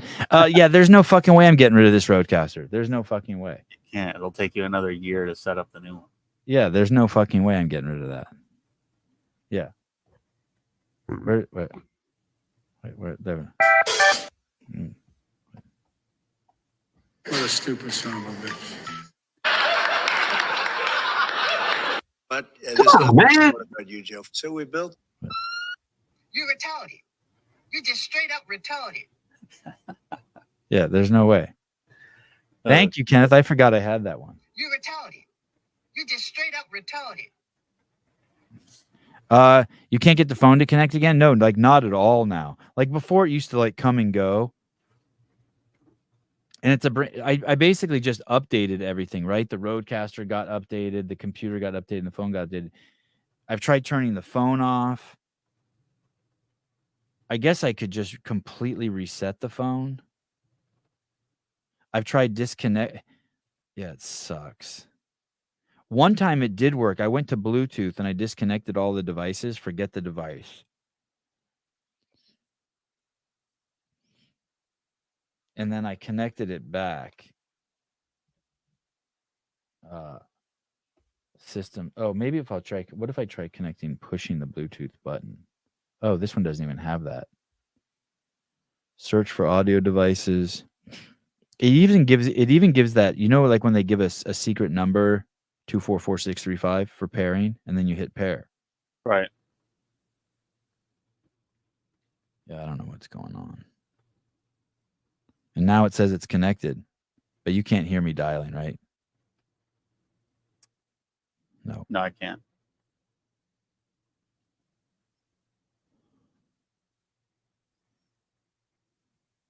Oh shit. Zach said Russian nuclear warship off of the coast of Florida, and he saw it when he was surfing. You get pictures of it? I want to see it. Oh my goodness. Oh Jesus. That sucks when Casey Acree can talk shit too. Jesus Christ. Until you get your tech problems figured out, you're no longer allowed to talk shit about my Wi-Fi connection. Hey, dude, did you go on Get With the Programming show? Did you go on Chase and Bill's show? I was in a chat and they were telling me you're coming on the show. I'm like, you're fucking crazy. That dude's going to be in and out. Did you go on? How did that work? I need to have you back on. I want to be friends with you. There needs to be a Kill Taylor show that's just a one-arm show and you go against him. A one-arm workout. Unplug it and plug it back in. It works 100% of the time. All right. Oh shit. Casey says, "Yeah, I won, fuckers." Oh, he did win? I guess. Was it wow. Okay. Hold on. I'm going to switch the audio to I have to switch the audio to something else first, right? For the phone? Can you hear me now? Yeah, I can hear you. It's not the microphone. But it just got really shitty. Yeah. Can you hear me? Okay. Yeah, I can hear you. Burp, burp, burp. Okay, I just unplugged it. Oh Like shit. Cave Astro. Hey, listen, dude. I'm on the cloud. No, I'm not getting off. Fuck you. This is painful to watch. Yeah, fuck you. Don't watch it. Go away. You're painful to watch. Yeah. Okay, it's booting back up. I think I'm gonna go to Waffle House today. Just by yourself? Yeah. It's like probably one of the only restaurants I'd go to by myself and like actually dine in, you know? Yeah. Just like sit down and get some waffles and coffee and breakfast. How much will that cost? Probably like $10. And will you ask for extra butter? Will you get waffles? Yeah, I'll probably get waffles. The waffles there are pretty good. I'll get some butter for my waffles. Probably get over easy eggs, hash browns, sausage, coffee. Maybe probably whatever it's called, an all-star. Whatever the all-star is, all-star breakfast. I think the Grand Slam was Denny's. Yeah. I'm not in Omaha. There is no Waffle House in Omaha. The closest one to Omaha is St. Joe, Missouri, Carla. What store? Waffle House. Oh. The closest Waffle House to Omaha, Nebraska is St. Joe, Missouri. And the only reason I know that is because my dad always wants to go there for any occasion. He'll make he'll make any excuse to drive an hour to go to Waffle House in St. Joe, Missouri. And then we're like, oh, well, we can just go to Kansas City and we'll just go shopping or something. So we always just make a random trip down to Kansas City and we stop halfway to go to Waffle House. And that's insight into my life. That's why I go to Waffle House. Every time I go to Waffle House, there is something wrong with, I shouldn't say wrong. There's something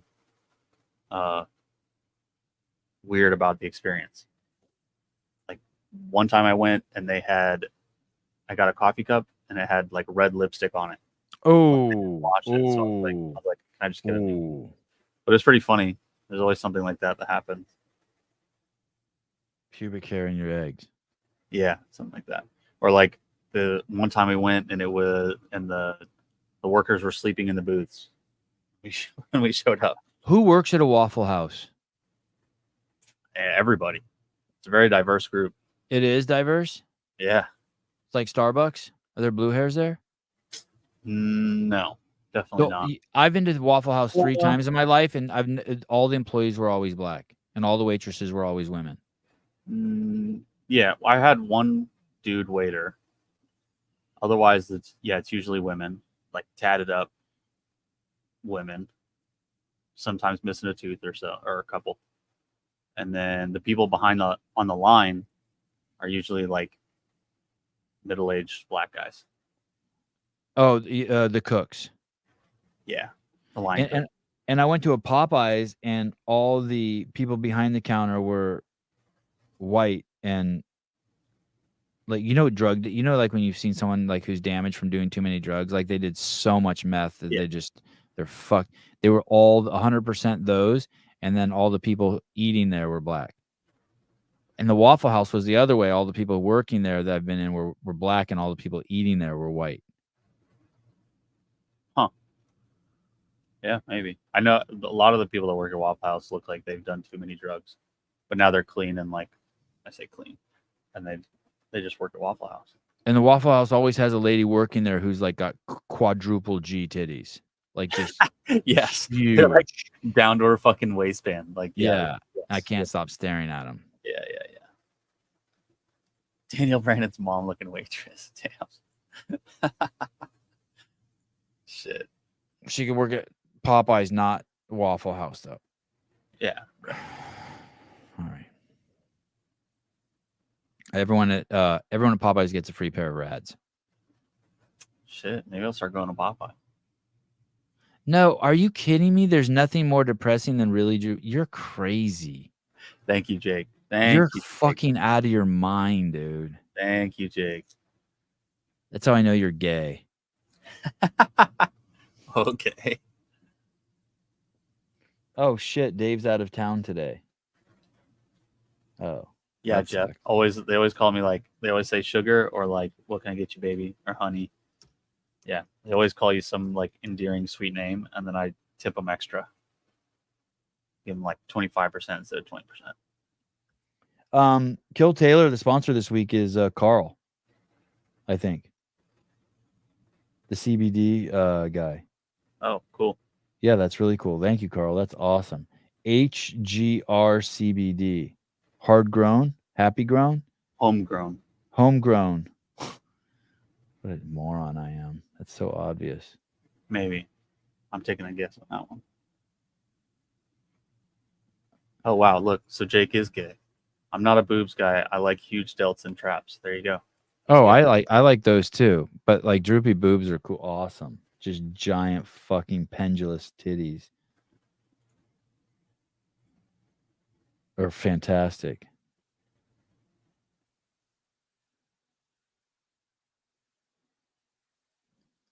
Yeah, homegrown relief. Augustus Link. Cool. Oh shit. I lost you. Are you there? Yeah, I'm here. Oh, all my screens went black for a second. Oh, I'm trying to figure out Oh, that's real. What is this reps ahead thing? I have no idea. Keep seeing it on my feed and it doesn't make sense. I think I tried to watch this. I was excited because it was supposed to be, if someone got like more than a certain number of reps ahead, they would be the winner. But then the one I watched, the person was that many reps ahead and they weren't the winner. It like kept going. And then I was like, okay, too complicated for me. Fuck, They have a lot of big names doing it. Yeah, I think I picked up when Alexis Raptis was on, but again, didn't make sense. So I just stopped watching. Oh shit. Training think tanks riding fucking Alexis Raptis hard. I'm so proud of him. A training think tank. YouTube. Man. CTP is doing some great shit. I'll tell you that. More Raptis. The mental game. Yeah, they just released something 15 hours ago. 15 minutes of Alexis Raptis being. Yeah, how about this? How about this 15 minutes of Alexis Raptis being hot? Jeez Louise. Oh, yeah. My God. How has someone not scooped her up? I think somebody has. Oh, she has a dude. I think so. I don't think she has openly said anything about it though. Here's the thing. Listen, if you're rich, like she needs like a rich guy who's like 35. What? And she doesn't know it. I'm telling you, that's what she does, so that she can continue her passion. And she needs like a private equity D bag. That sounds not fun. Well, I'm just telling you. She probably look makes at money if it is. wrap this vagina around your face. Get it? Wrap Wow. Wow. Oh my God, Jake. Great job. You're a great role model, Jake. Yeah. Tell your daughter I said hi.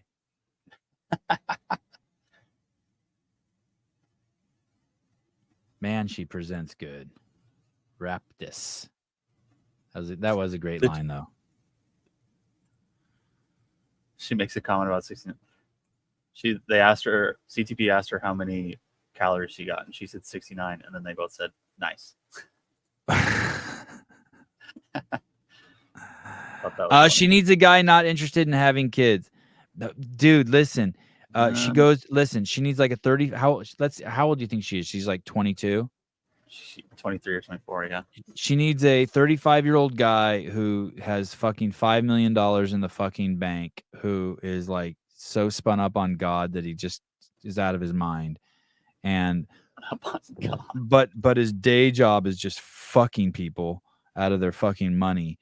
And then he has a come to Jesus moment. He retires when she's 40 and she retires in 5 years, and they just have kids, and she fucking lives on the beach in Florida. Thank you. Thank you for coming to my TED Talk. Yeah, and then she can start up like a nonprofit that saves like turtles off the coast of Florida or some shit.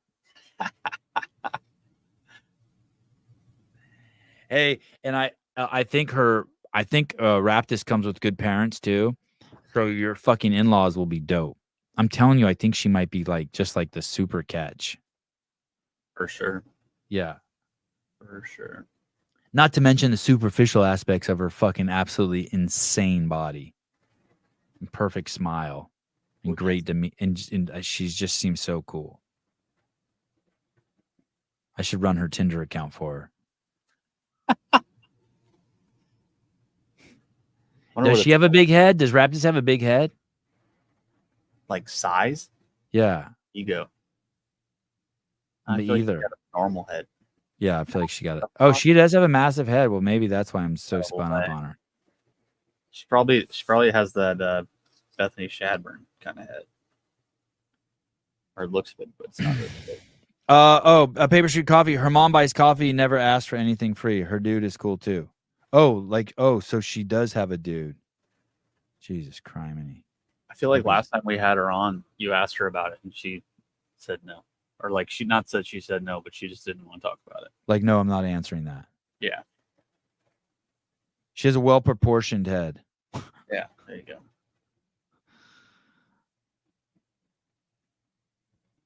This morning I was extra excited about my Paper Street Coffee for some reason. Oh, really? Yeah. So the dog. So I slept so fucking good last night. It was bizarre. Wow, really? Yeah. And I was touching my wife like the whole night. Like I had a leg or an arm on her the whole night. And like not on her, but like, like touching. Yeah, like touching a foot on her calf kind of thing. Yeah. And I slept just great. And then at like 5:20, Avi came in the room. And he said the dog threw up in my room. And I looked at him. I'm like, okay. And he goes, don't worry. It's just a little spot. And like, I know that the little spot is just what drips out of his mouth after the big throw up. So my dog always throws up this time of year because our backyard is full of fruit, and it just picks fruit off the tree and eats it. Avocados, peaches, and it's all green, shitty fruit, right? Because it's just not ripe yet. And it just fucks the dog's stomach up. So I'm like, okay. And I'm like, can you just go get a towel from the laundry room? Like we have just a drawer full of rags in there. And I'm like, just put it on the vomit. So I lay back down and my wife's like, what time is it? And I'm like, fuck, it's 5:20 or something. So 6 o'clock, my alarm goes off. I don't think I slept in those 40 minutes. I was just lying there. I walk into his room and there's just a yellow stain on the carpet that's like this big. That's just stomach acid. I'm like, hey, dude, what about this? He's like, oh, shit, didn't even see that. Didn't want to bother you. So I got out the Resolve. Yeah. I was feeling like a shitty dad because I waited 40 minutes to clean it up. I cleaned it up. And then I was like, Paper Street Coffee. Oh, he even said to me, he looked at me and he goes, you need coffee. I'm like, I don't need it. Shut up, kid. No, I don't. Avocados are poisonous for dogs. Well, that explains a lot. Huh. And this time of year's tough on the dog then. How about all the grapes in my yard? Shit, I don't know. Those are poisonous for dogs too. Janelle Winston, she must have slept like shit. I'd call her and ask her, but I reset the whole Roadcaster. Nothing. Phone still doesn't work, by the way. Hey, Dave, was it worth sticking around to talk about wrap this legs around your head or whatever joke for what? Like that was a pretty good joke for sitting around waiting for the Roadcaster to rebuild. I mean, I don't get credit for it. Jake Chapman does, but it's pretty good. What age do we get separate bedrooms? You mean me and my wife? I don't think so. She would have to do that. I cannot stand being away from her.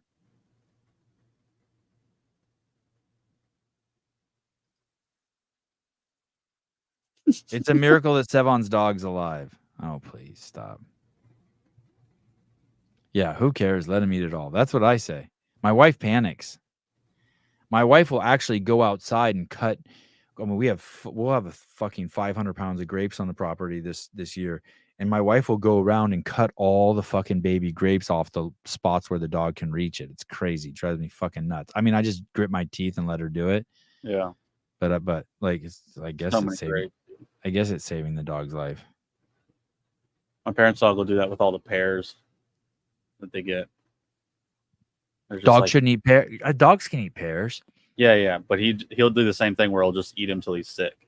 Oh, yeah. Like, just find them all, like all the ripe ones that fall on the ground, he'll eat them, and then we'll just. Dude, apples too. My dog. Oh yeah. What's crazy too is we'll have apples all over the ground underneath the apple tree, and you can like pick an apple up and just throw it at my dog, and he'll catch it and eat it. Yeah. You know what I mean? Like doesn't give shit. a fuck. Gone.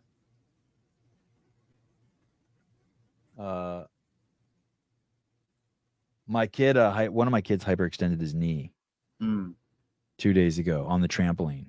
Ouch. Did I tell you this already? No.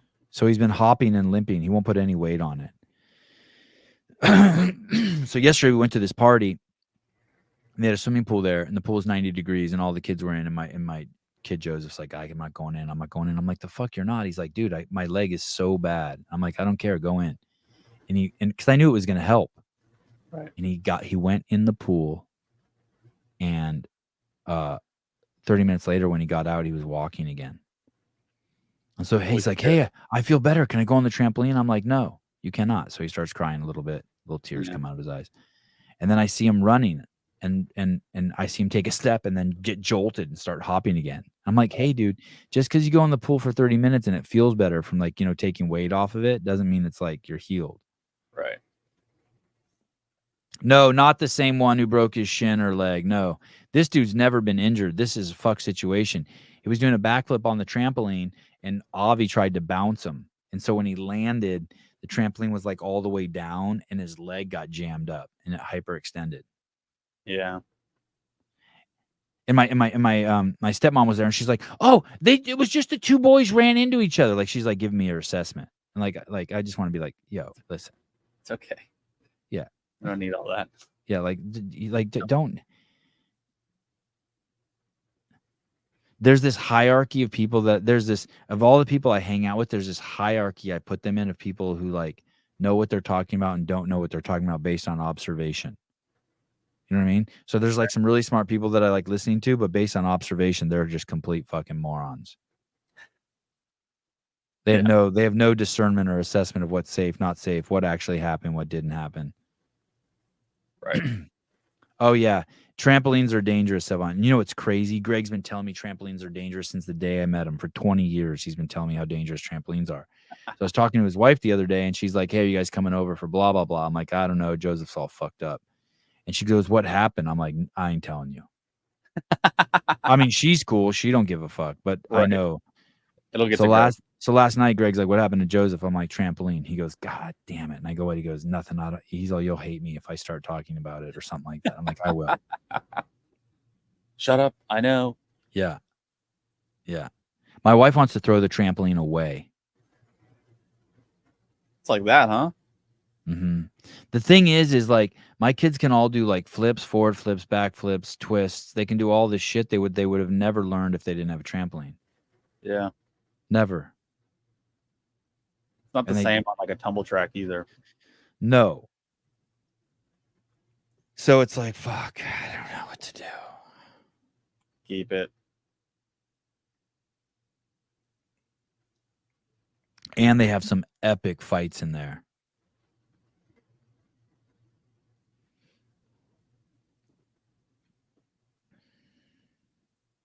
How does the chat fall out using that logic? No, chat's pretty high. I value the chat. I like the chat. I like the chat. Everything in the chat's, for the most part, everything in the chat's pretty logical.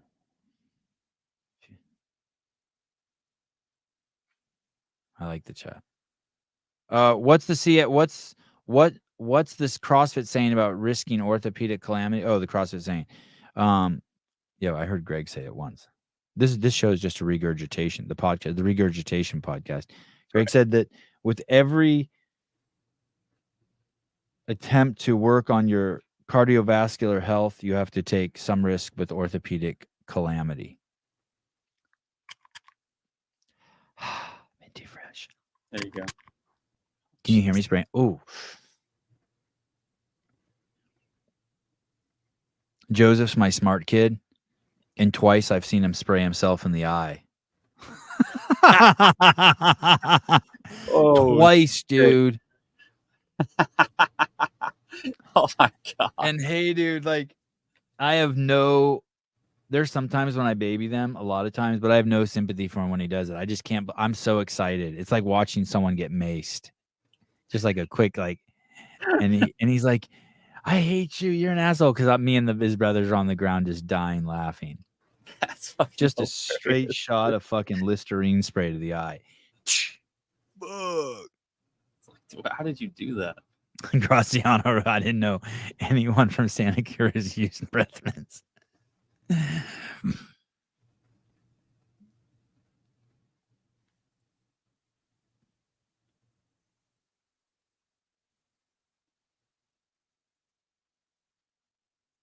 Thought I heard crying. All right. Let me see if there's anything in my live notes before you go to Waffle House.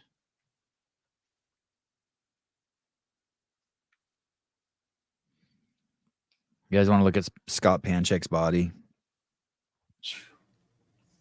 He's got a crazy body. This is a fucking crazy video. This is nuts. When you marry a farmer's daughter. Jeez, look at those pecs, dude.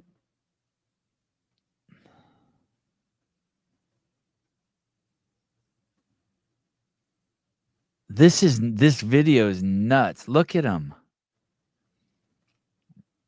This looks like this should be a grinder ad.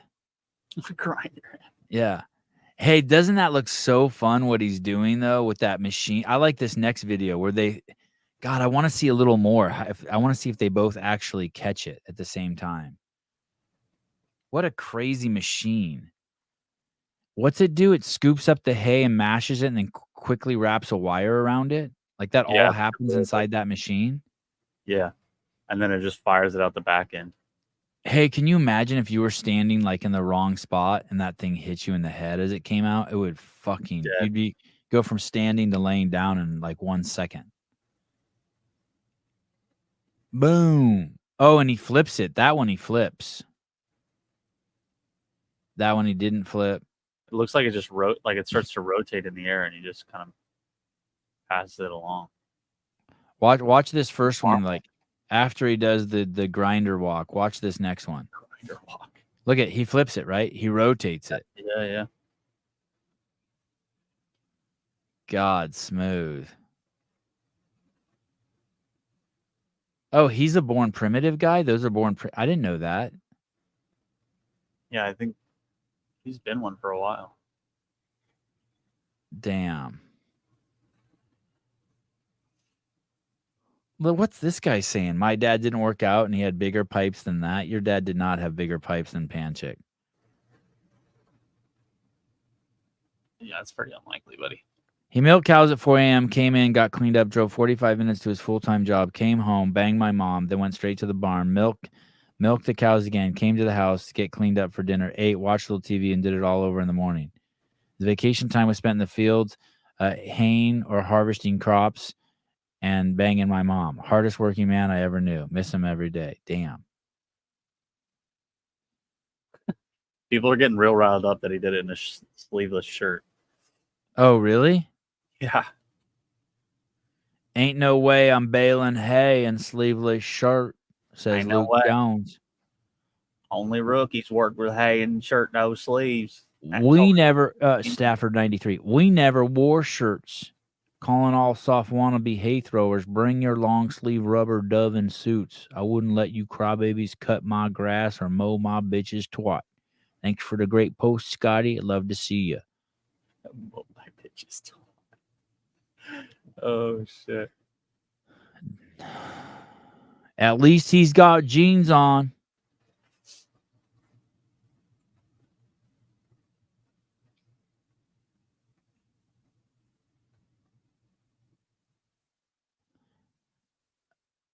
Oh, Kristen Panchek. Is that his chick? Yeah.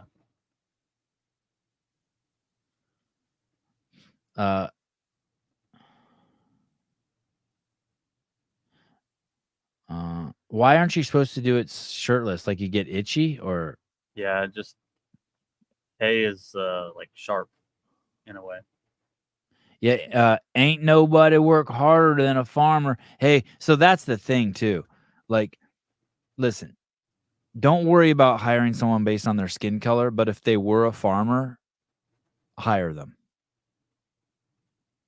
Like if you milk cows when you were a kid, hire that kid. That dude's getting up early like every morning. He's gonna stay late. Like that's the kid to hire. How about that? What if they had that as their mission statement? What if like DEI was the whole thing was hire farmers first? I could get behind it. Yeah. Do you know what I mean? Because it's like basically that's like gives you street cred. Right. Yeah. We have a farmer's quota. 30% of our employees have milked a cow at 4 a.m. I'm not even joking. Yeah, I like that. Yeah, it's totally legit. What'd you score on your AFTC 5-4 exam? That's a good one too, right? Yeah. Scotty Panchek. If he wouldn't have found God, if he wasn't a God dude, he'd be in porn for sure.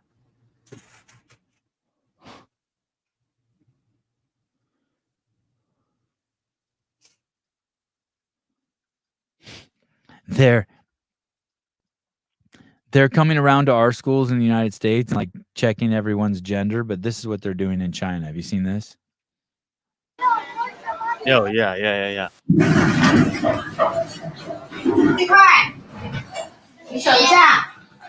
Who's the fastest? Who runs the longest? Whose parents are the gayest? Oh no, wrong country.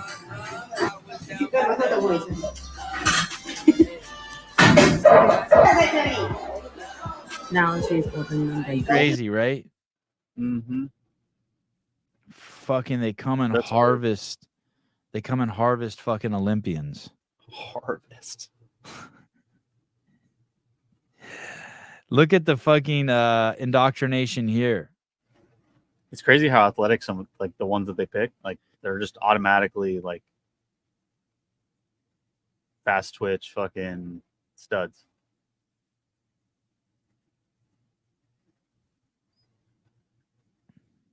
Look at them. They just look at them like cattle. Nah. Just Oh, look at they look. with a fucking rod. This Can you I love- imagine? dude, parents in America would fucking lose their shit if they watched somebody do this to their kid. I don't blame them. It's kind of weird, but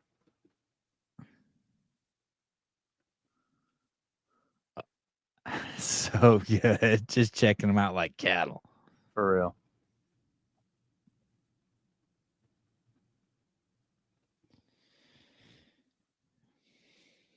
Then they just go live in a fucking training hall until their shit's busted. They can't lift weights anymore. This friend of mine who's a CrossFit coach in town, I told her to go over and become a vendor for my kids' homeschool program, so that the money that the state gives you can use to like purchase CrossFit training. So she applied for the program, she got it, and and it's all working out good. And I'm like, okay, I'll find you a bunch of clients now. And you know what they told her? You can't teach weightlifting because weightlifting's bad for kids. Oh yeah, of course. That makes sense. It's dangerous. How dare you? All right. Thanks, guys. Tonight we have a great show. Fuck. Yeah, that'll be cool. Do you guys know who Jack De La If you don't know who Jack De La Madeleine is, you should go back and watch the podcast we did with him before. He's a beast. He's the guy from Australia. He lost his first 2 UFC fights, then won like 10 in a row. And a couple months ago, he knocked out fucking Gilbert Burns. Beat up fucking Gilbert Burns. This guy's a striker from Australia, and he fucked up one of the greatest Brazilian jiu-jitsu artists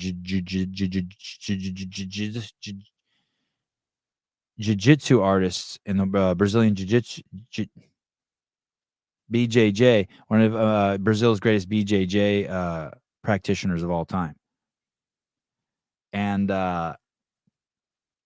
beat his fucking ass. And I think Gilbert Burns was number 5 ranked in the UFC. Oh shit. Caller, hi. Hello? Hey. Is this Savon? This is. What's up, Is man? this my That's son? so- Are you my son No. from my college years? Dude, my wife's gonna freak out. I was like, dude, there's no way he's gonna answer. It's gonna be like some person in the background answering the phone. Hello, this is the Savon hotline. How can I help you? Hey, so I was watching one of your podcasts and you were talking about people wearing your shirt. And so I'm from the Fort Worth area in Texas and excited to go to the CrossFit Games. So 2 things, like I want to get one of the CEO shirts, but then 2, like, what's the deal with these tickets, man? Like, how can I get to the games? Oh, that I don't know. I'm trying to get to the games myself, but you can get the CEO shirts at vindicate.com. Are there any tickets left for sale? I don't know what happened. This shit sells out fast. I don't know how people get tickets. So my wife tried to look on it the day that they went on sale, but you know that all that crazy weird stuff went on. And so like we've been trying to track down some stuff, but When you haven't say had any crazy luck. weird shit, you mean rich people got the tickets with fast internet? Yeah, that or like what do they call those things? Those people that like just buy them and then wait till like the Oh, week of and then you sell them for think- triple the price. You think that that's really true? I just heard that rumor 2 days ago. you Dude, think no, there's for truth real. I behind think that? Yes. I really think so. Like how in the world is the whole CrossFit Games gonna sell out in a matter of hours? Well, That doesn't when make sense we to me. in Carson one year, it sold out in 11 minutes, dude. And it wasn't scalpers. Really? Yeah. Okay. Well, sweet. So you'll be there at the games? Yeah, I'll be there. But like I won't be accessible to the average citizens like you. I'll be like, you know what I mean? Like I'll have crazy access and I'll be filming behind the scenes and like I'll will hear have, you like, screaming time my to, name like- and from the back, Sevon, and like I'll pretend like to smile, but really I'll just be focused on my job.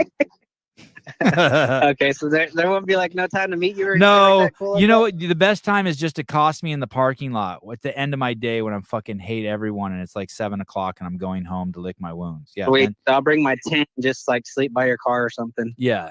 Yeah. Dude, it's Okay. dude, you are going to have so much fun. The games are so fun.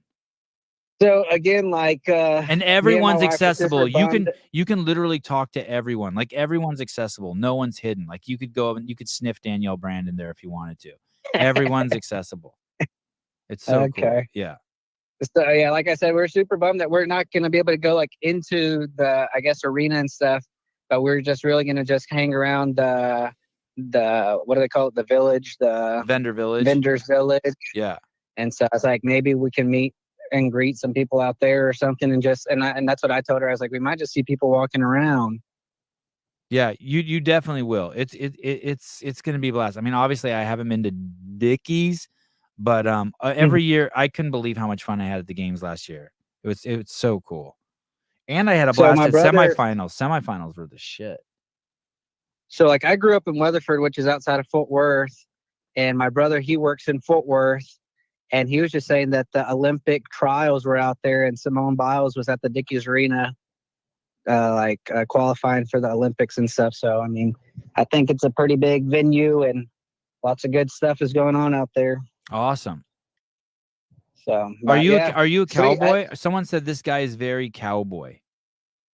Dude, I'm from Weatherford, Texas, but I'm living up in Stillwater, Oklahoma, and we go down to Texas all the time. And like I've always wanted to go to the games, but it's always super far away. And so especially now it being in my backyard, basically, I was like, okay, we got to go. But again, like we just felt like the tickets went surprisingly way too fast. Stillwater, Texas, I think is mine. No, Stillwater, Oklahoma. Oh. That's where I live at now. Oh, okay. I grew up right outside of Fort Worth. Okay. How's Oklahoma? Didn't you guys get destroyed by tornadoes this year? Yeah, it was crazy. I was in town and my wife was at the house by herself, and she called me freaking out because there was a tornado like within a square mile of the house. Holy shit. She saw it? She made visuals on it? Yeah, like it was like in a field across the street from us, and she's like, oh my gosh. I was like, go into the storm shelter. And she's like, there's spiders down there. I was like, do you want to die of spiders or do you want to die of a tornado? Was she like, baby, I'm so sorry I didn't blow you this morning. That'll never happen again. I'm feeling like I could be dead tomorrow. Like, yeah, remember that. Yeah, we'll die tomorrow. Yeah, you remember that. I'm going to use that on my wife right now. Can I get a blowjob? No, why? Well, you could die tomorrow. Yeah, tornado might hit over there. Well, I'm glad Well, she's man, it's okay. awesome I'm glad talking she's to okay. you. I know tornadoes are no Yeah. fucking joke. Yeah. Yeah, it's crazy. So we've been doing good out here, but yeah, awesome to talk to you. I just figured I could maybe see if you had some type of connections or something to get tickets or something like that. Off the record, I would try to sneak. If I saw you there and I could sneak you in, I would. Okay. I'm as inclusive as they get. Send me a signed shirt or something, man. Oh, dude, if I tell you I'm going to mail, you don't want to, you never want to try to get me to mail anything. You'll never get it. Not worth it. No, I suck. I have a TDC hat I'm supposed to mail out and 2 Slack boxes, and it's just like, I don't know. I suck. All right. It's good talking to you guys. Do you like going? When's the Appreciate last you time? doing When's the it. last time you've been to UPS or Never. FedEx? Yeah, it sucks. Like you got to go there, park your car, get out of the car, stand in line. It's always old motherfuckers. Yeah, I don't like it. I'm an All right, I'm man. an ageist. All right. Appreciate you guys in the show. Like it. All right. Always Wear watching your it, so- mask. Be safe. No mask. All right. Love you. Bye. Wow, the phone works. Amazing.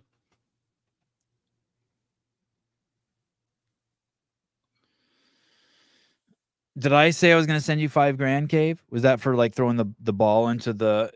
Hey, dude, you got to tell me the truth. Did you really make it into the bucket on your first throw into the bucket? Because I'm going to tell you the truth. I really did hit the bucket from 60 feet first try. But did you actually make it in the bucket first try? Just tell me the truth. Because that was crazy. Oh, good. Okay. I won't even pull that up. Thank you. Wow. Okay, maybe Those are I should. I want to go. I've been kind of scared to try it, but maybe I'll do it today. I was looking at I haven't taken my baseballs down in a long time. Oh, you did hit the first bucket on the first try, yeah. But it took 100 to go in. Well, that's good. That makes me feel good. Dude, that's a lot of walking. 100 times 60 feet. Because you can't have the balls like hanging out around the bucket because people will see you missed, right? You got to make it look clean. Yeah. It's still impressive to hit the bucket on the first try. I fucking impressed myself. I was like, wow. I'll put weight in the bucket. Okay. Like a rock or something. Or I guess something heavier than a rock. It's got to be I think I have extra stepping stones. I'll put one in there. No, Bernie Gannon. Look, God, Bernie's so good. I love it how everyone has their fucking role. You're such a G, Bernie. Do you remember what you did just now to fix the Roadcaster for next time tomorrow? No, dude, I turned it off and reset the whole thing and it wasn't working. I tested it. Now it's working. Oh, let me try to call someone. Oh, you can't hear me dialing, though. Nope. I have no idea what happened. It's not working again. Yeah, it's a 1 in a million. Whatever. Fuck it. What do you know? You can't handle the balls. Jake Chapman, you can't have the balls hanging outside the bucket. Good quote. I don't know if a 10-pound plate would do it. Call Horvat. Mike, you've been getting squirrely. Mike, you've been getting a little squirrely. I was thinking about maybe there's levels to the douche canoes. Like the king of douche canoes is like Tank. And then 12 daily doses. And then Dan Guerrero used to be down there, but he's kind of vacated the spot. He kind of turned into a pussy.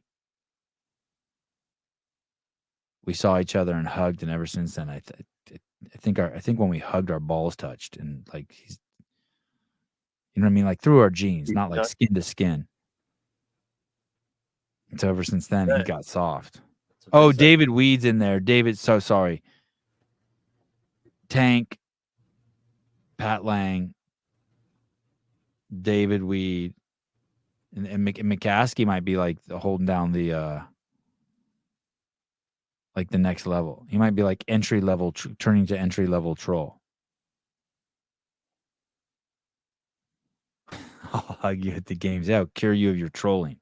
You docked with him. I docked.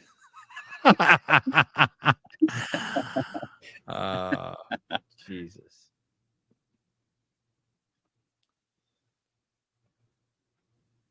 No, I'm not. He's not. I know he's not a douche canoe. I know. But he's just been doing some entry level trolling. Just some like he's dab. Oh, Dan Garrity. Yeah, you're in there for sure. You cunt. Is there a name for when two guys' balls wrap together when they're closing the bag of? Your Dan's in there too. Dan vacillates depending on how his bipolar fucking is. He's like sometimes he's a lover, sometimes he's a fighter. Daniel gets in the mix. Yeah, throw Garrity below Weed though. Dan likes to throw rocks at the house once in a while. Wouldn't you say? Yeah, for sure. Yeah. No, Dick Butter. No, sorry, you can't. You don't do any. You're just funny. You're like Jake Chapman. Don't be a victim, Dick. Oh yeah, with peace and love. Yes. All right, so Jack De La Maddalena. Let me show you this guy really quick. Maybe we'll get. I don't understand why don't you guys like the UFC shows? No, not Chad. Jack De La. They call him Chad. Jack De La Maddalena. He was oh shit, he got like a serious infection. So he broke his arm in the first round with against Gilbert Burns. Oh yeah. No, Seema, Jeff Bako, I just take as like senile. He's in his own category. I just see him as just like, I don't know. Dima said they have less personality than Brooke Wells. Ouch. Had surgery on my arm 1 week after 299. 10 days later, my wound began splitting, which was indicative of infection. Look how nice his skin looks. Went in for surgery. 2 is believed to be infection present. Bone cleaned up, plate replaced, stayed in hospital for 9 days. On IV and antibiotics, then moved to oral antibiotics. Thought the infection was under control. The wound itself has a couple of abscesses pop up over a 5-week period, which has been cut and drained, which had bacteria present. Abscesses, god damn, that's scary shit, man. Yeah, for sure. Look at that blood in that carrier. Did you read the last paragraph? No. I am still motivated to compete. The year's end in the fight, I believe, is the toughest. No, unfortunately, this means I won't be competing at UFC 305 in Perth. Oh, yeah, I saw that. Oh. That sucks. Yeah, it does. My wife had an infection so bad that they thought they were going to have to amputate her leg from a surgery gone wrong. It sucked. It was crazy. Crazy. Yeah, look at Gilbert Burns. Jeez. In order? Yeah. You want to take it in turn? Well, Alden Bates. Oh, my goodness.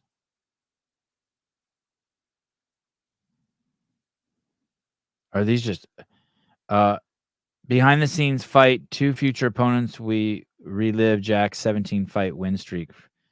Is that what he's on? It's 17 fights now.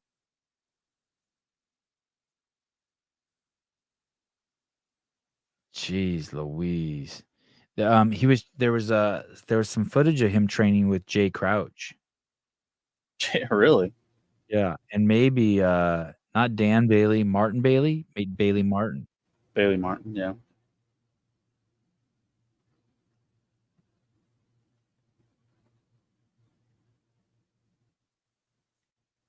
Oh, he got a kid too. Did I know that? Did I forget that? He got a hot wife and a kid. That kid looks just like him, right? Yeah.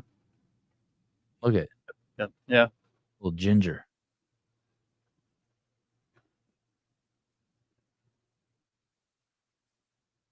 How cool. Big old melon head like his dad. Oh, oh, yeah. I wonder what's the deal with this. I wonder if he's going to get his nose fixed. He's probably going to have a nose like that. What was that guy? Wanderlei Silva. He's probably got a nose like that, or he can't even breathe out of it. Yeah, he definitely can't breathe out of it. Holy shit, his wife is an fucking avatar. He probably won't ever get it fixed until he's done fighting. Oh my god, that kid is so fucking cute. Holy shit. Damn. Well, good. I'm glad he's living a good life because he's living he earns his money the hard way. Yeah, for sure. Is that his cup? You just get a custom cup? Like a jock show. Oh, yeah. Wow. Introducing the Jack De La Mena X-Pilot Protective Cup. Oh, shit. Wow. And what's Pilot's area of expertise?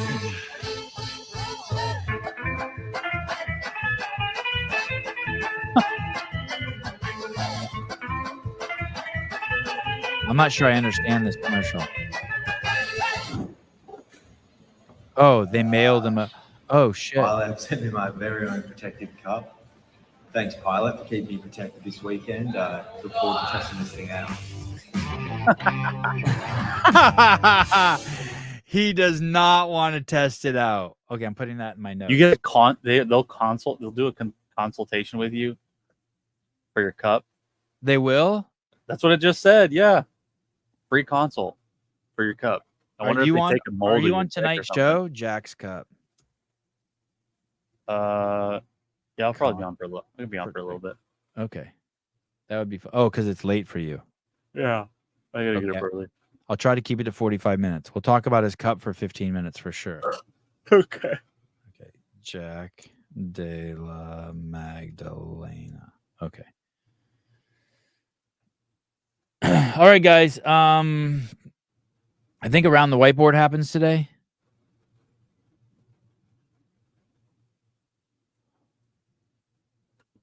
God, I gotta pee.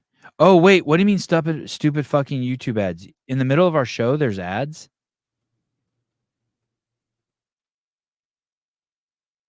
Oh, Testing. Hello? Hello? Dad? Is that you? Yeah, Around the Whiteboard is today at...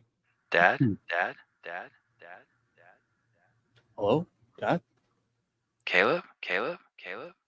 Emma? Travis? Travis Bright? Is that you? Around the way. Is he doing any interviews today? I want to really watch that Don Fall interview. Just Coffee Pods and Wads is the Around the Whiteboard today. He doesn't have a Don Fall interview until next week. Who's Chase interviewing? Oh, Thomas McCoy from the Health Society. Mm. When is that on? I want to hear that too. Let's see. Graciano Rubio. Sevon squeezing every last cum drop out of us. That's correct. That one is today after Around the Whiteboard.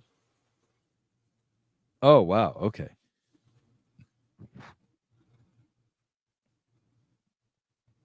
Okay, 2 hours to Around the Whiteboard with Pedro, and then after that you go over to Billy Chase's station, get with the programming, and find out exactly what this Health Society is. All right. I'm gonna try not to eat until 11. I'm gonna go Wow, inside. really? There's gonna be like eggs and sausage and all this shit. I smelt it cooking already. You're fucked. And I want to try not to eat so I can go to Cilantro's. Hmm. Good idea. All right. Squeeze every last dollar out of Greg when he's paying for lunch. If I watch an old Sevon show, I almost always get pharmaceutical ads. Wow. Cave Astro, when is the next Talking Elite Fitness podcast dropping? I think those dudes are done. I think those dudes tapped. I think they've had enough of the bullshit. They did one yesterday for an hour. Number one bullshit. With who? Looks like Kotler, Chase, and Oh, I actually watched a little bit of that. Is that the one where O'Keefe said we should just merge with F45? Did he say that? No. I think he said something similar. He said something along the lines of like, yeah, we should just start allowing F45 and fucking gyms that run classes to call one of their classes a CrossFit class. I heard that. I haven't seen it yet, so I don't want to accuse O'Keefe of it yet. But someone was saying that there was someone on that show was arguing that the point that they should allow CrossFit become a generic name, genericize the name. If that happens, that's the end of CrossFit. Oh, was he joking? I don't know. I don't even know if he really said it. Someone just told me that. But that will be the end of CrossFit if that happens. Like then that's it. Oh, for sure. It's toast.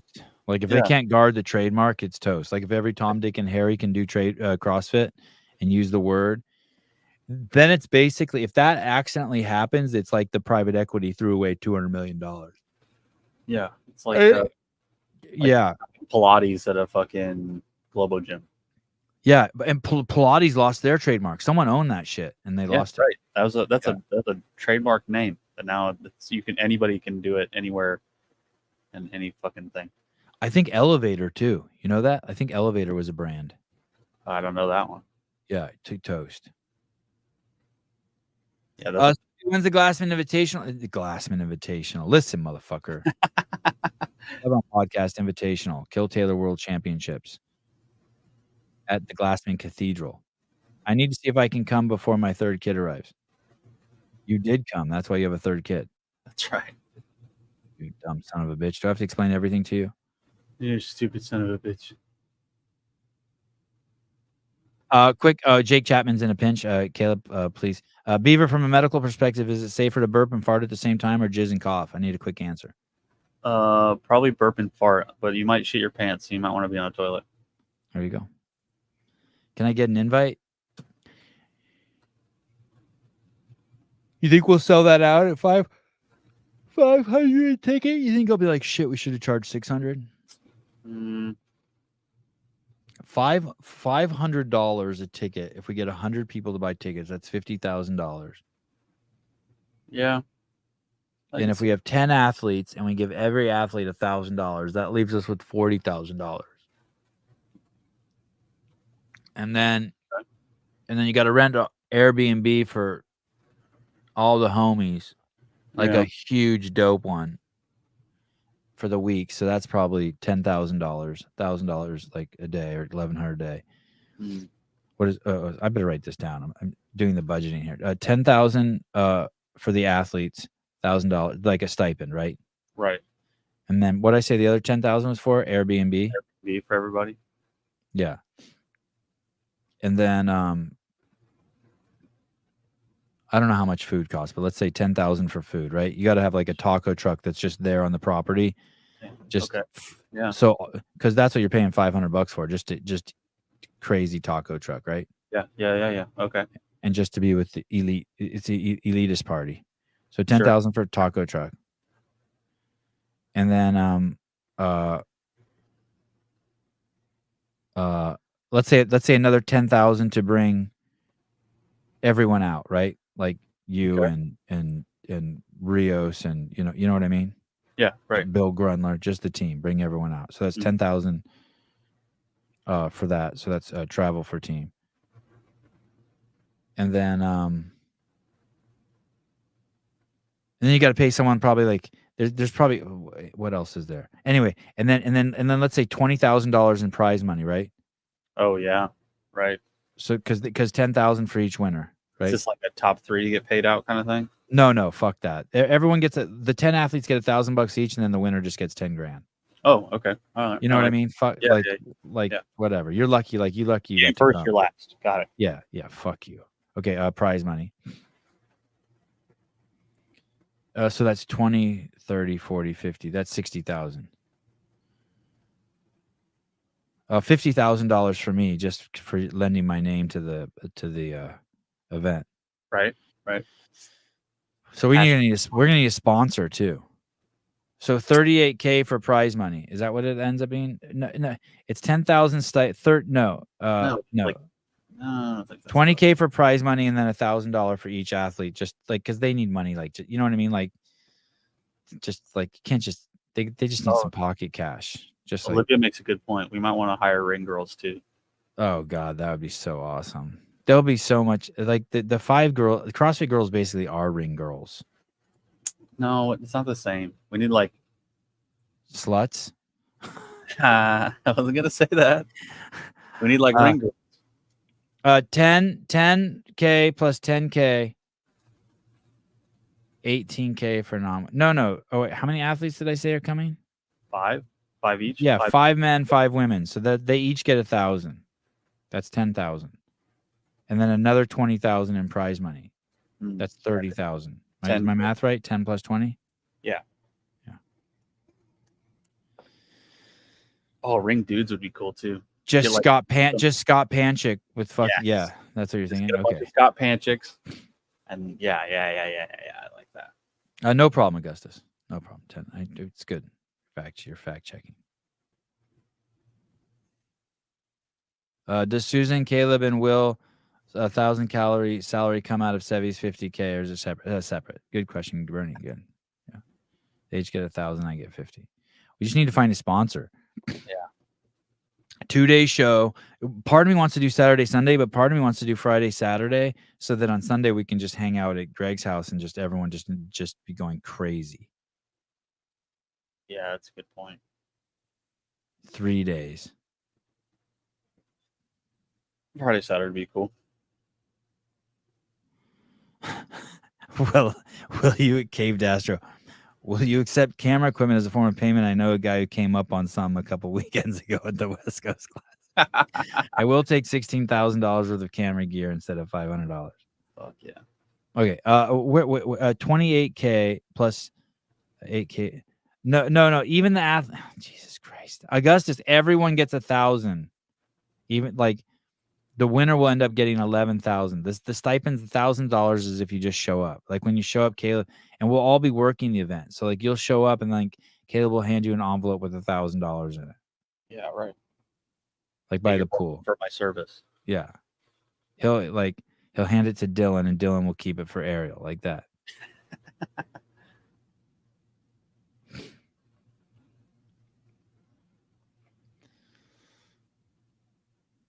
Don't worry, Austin Hatfield will be there. I know everyone cares.